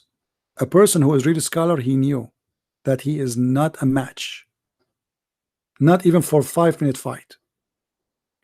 He will leave here without toes, without nose, without fingers, and I'm not talking about violent. He will lose his teeth, the same as Zakir Naik, brother Twitter. When we asked Zakir Naik to debate me, he said, you need to bring with you 2,000 people to fly to Bangladesh. I mean, imagine, I need to carry with me 2,000. I can pay for my ticket to go there. But do he dare?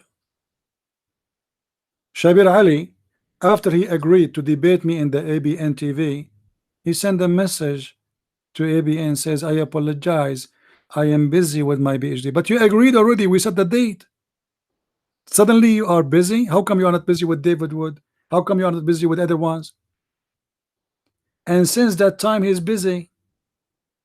I mean, this guy, he finished his PhD, he got 3 kids after the PhD, and still he cannot do it. Even people, they challenge him live, when you are going to do it.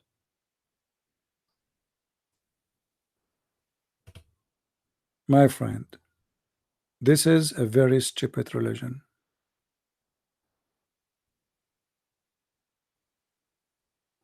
For those who they are texting me in Skype, my friend, don't text me in Skype just to say to me, how are you? Skype is only for those who want to call me, and you do not need actually to add me.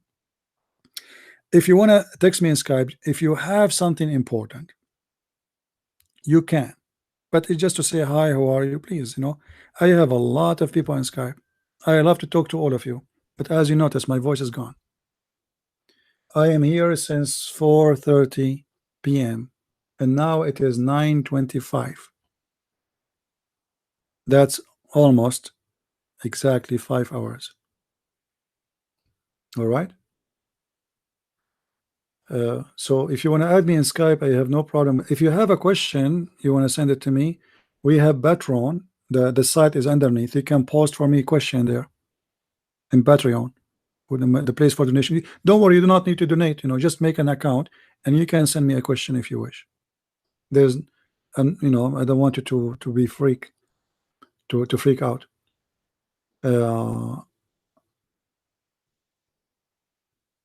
You need video replay to CP after. Well, you know, this video is recorded already. And by the way, I don't mind if people they copy my video and load it in their pages. Feel free. I have no problem with that. You can cut it pieces if you want. Like I was answering about a certain topic, you can cut it pieces, and you know, you can do it. All right.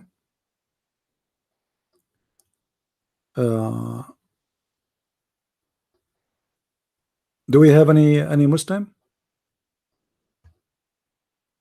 Who is the one is confused? Who is the one is confused? I'm sure. Do we have any Muslim here?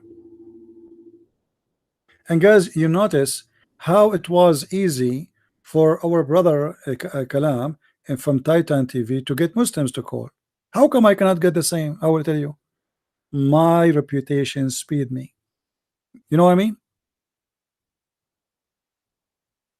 They thought that it's going to be like a just normal discussion, like we go and we say some stupid things, you know. Paul, you know, I forgot to answer about Paul, to get him busted and show him that Paul in the Quran. So it's very difficult for me to get Muslims to call us. But if somebody else he have an invitation, they come. And look what our friend here he said. If you go back in his video, let me show you. Let me show you who he invited, and you can search the names. Those names, all right.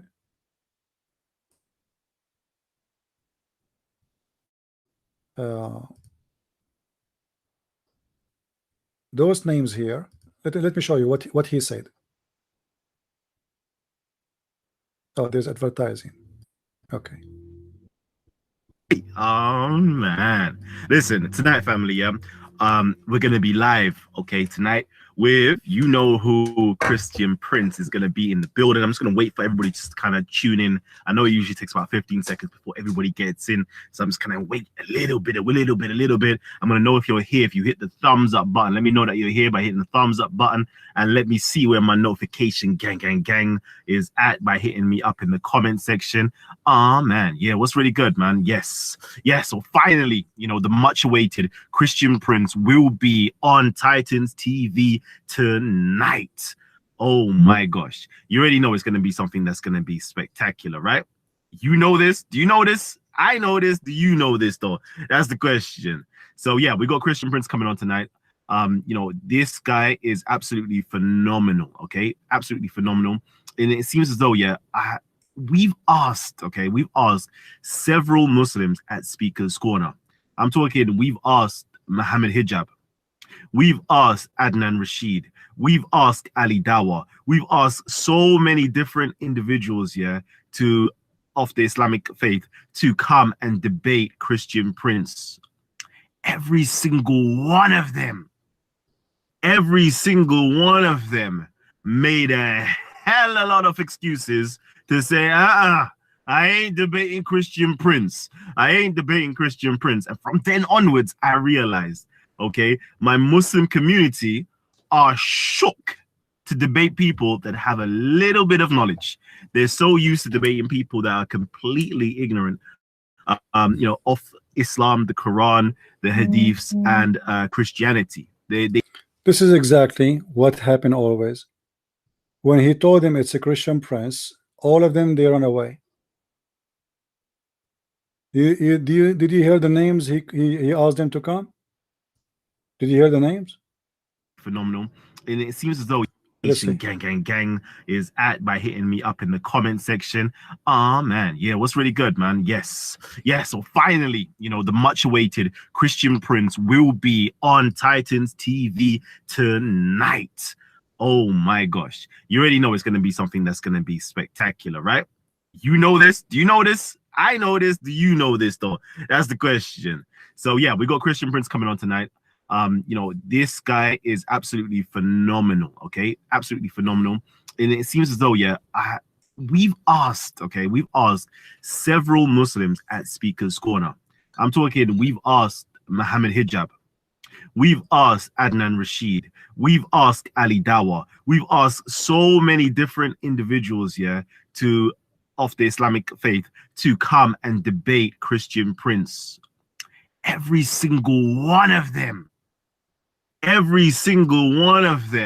made a hell of a lot of excuses to say, I ain't debating Christian Prince. And from then onwards, I realized, okay, my Muslim community are shook to debate people that have a little bit of knowledge. They're so used to debating people that are completely ignorant. All right. So this is how the story is made. Muslims, they debate you only if you do not know. As simple as that. If you know, they say goodbye, bye-bye. And you need to learn something. If you learn when I'm debating Muslims, there's something maybe many of you is not aware of. Let me put something nice in the screen so we can relax after those many hours. The Muslims, you hit them with something, they say to you it's refuted. Now if you are a person who is not, let us say, alarmed and ready, you will let it go. Oh, the whole thing is gone by saying it's refuted. Did you notice? It is refuted.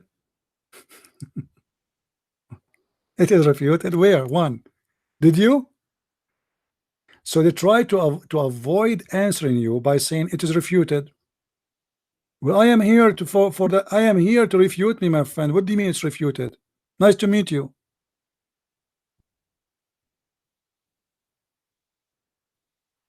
So they try to escape the humiliation by saying it is refuted. And that's it. As simple as that. It's refuted. The Prophet did this, it's refuted. The Quran says this, it's refuted. I mean, can you imagine how easy it is? Like the Muslim who called me before, you remember he said, I don't care. Remember him? I forgot his name. Yeah, I asked him, he said, I don't care. So I hang up on him. I said, if you don't care, if you don't care why he did that, so why I care for talking to you? Same as this guy, Nightmare, what is his name? He said to me, I'm not prepared for this one. Oh, he's prepared for the other one. They are like kids. And when you start spanking, then they cry and they do things in their diaper. All right? Yeah, it's not my concern. I don't care. Yeah. Anyway, I think everything was good. I hope you guys like it. Don't forget, please, to subscribe if you are new in our channel. And join us tomorrow at 4:30. I will do my best to be here at 4:30. And I hope the Lord will give me my voice to be able to talk tomorrow, because I am noticing that my voice is going down. So I want to say, guys, thank you. May the Lord bless you, all of you. I'm so happy to have you all.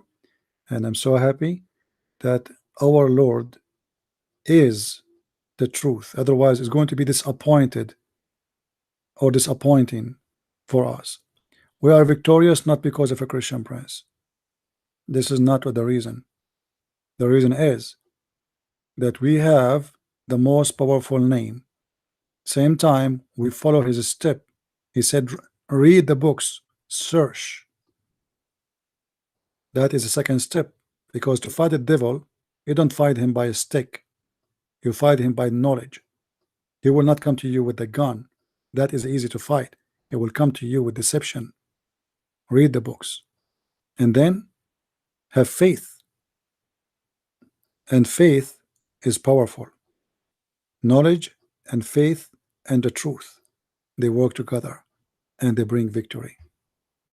So victory by his name we accomplish, and victory by his name we have, and victory by his name we will be victorious even in the judgment day, as the Quran itself said. And with this I say to you, God bless to all. Thank you very much for joining us. Don't forget to subscribe before we close. Christ is Lord, Islam is false, and see you soon again. Bye-bye.